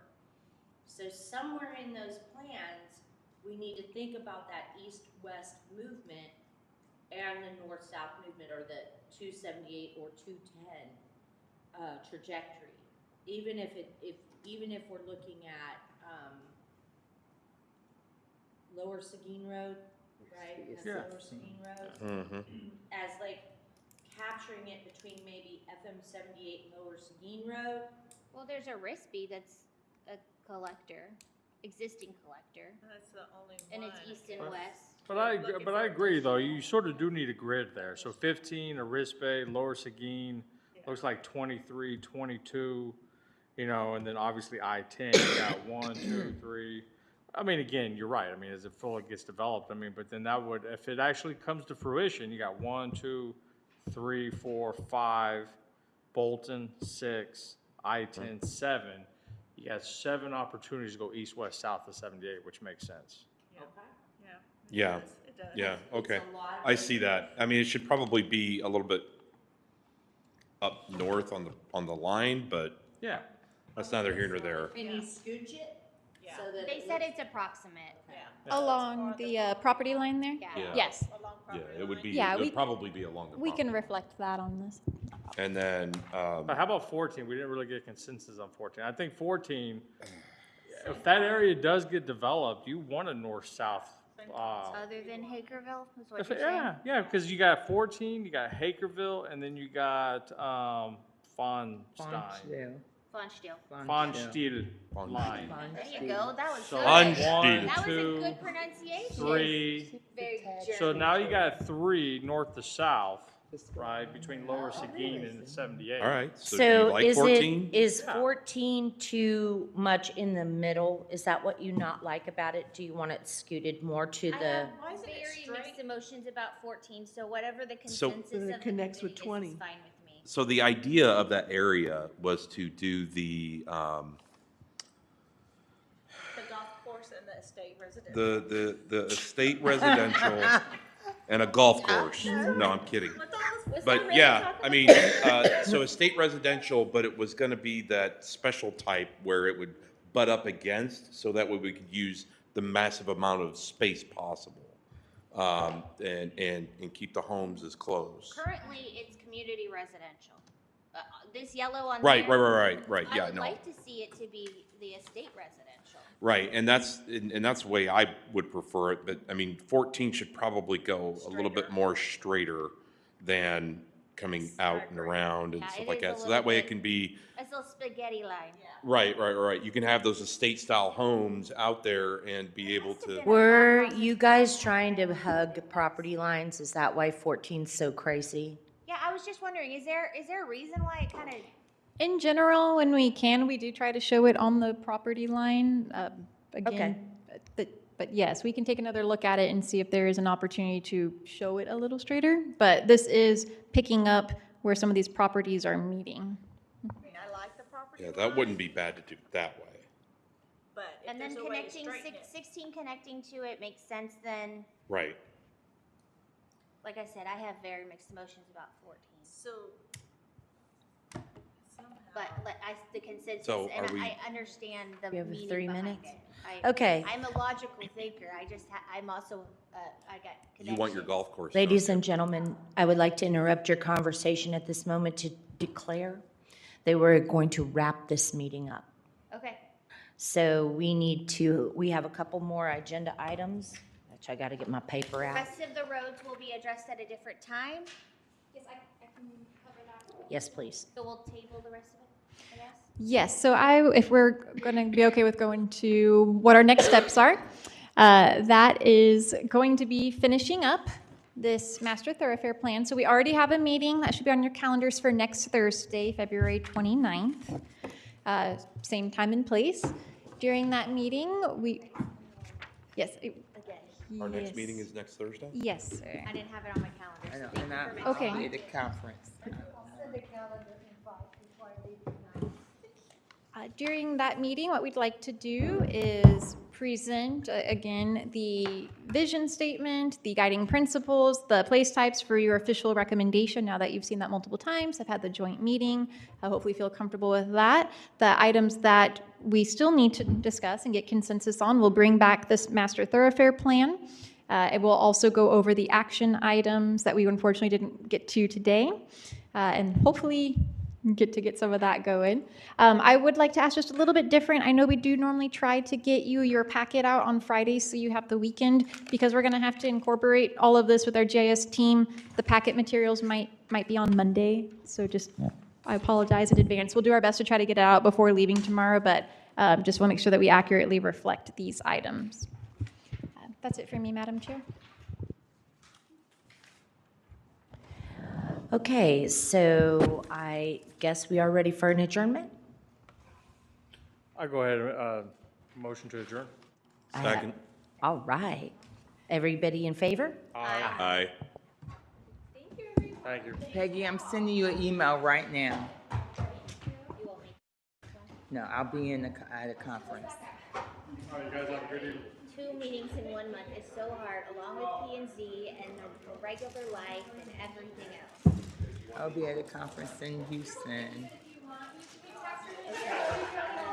on the 29th.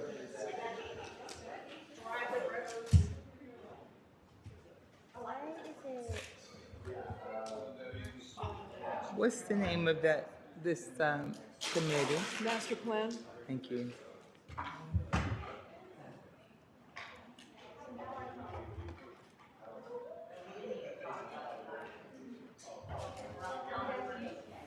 The what?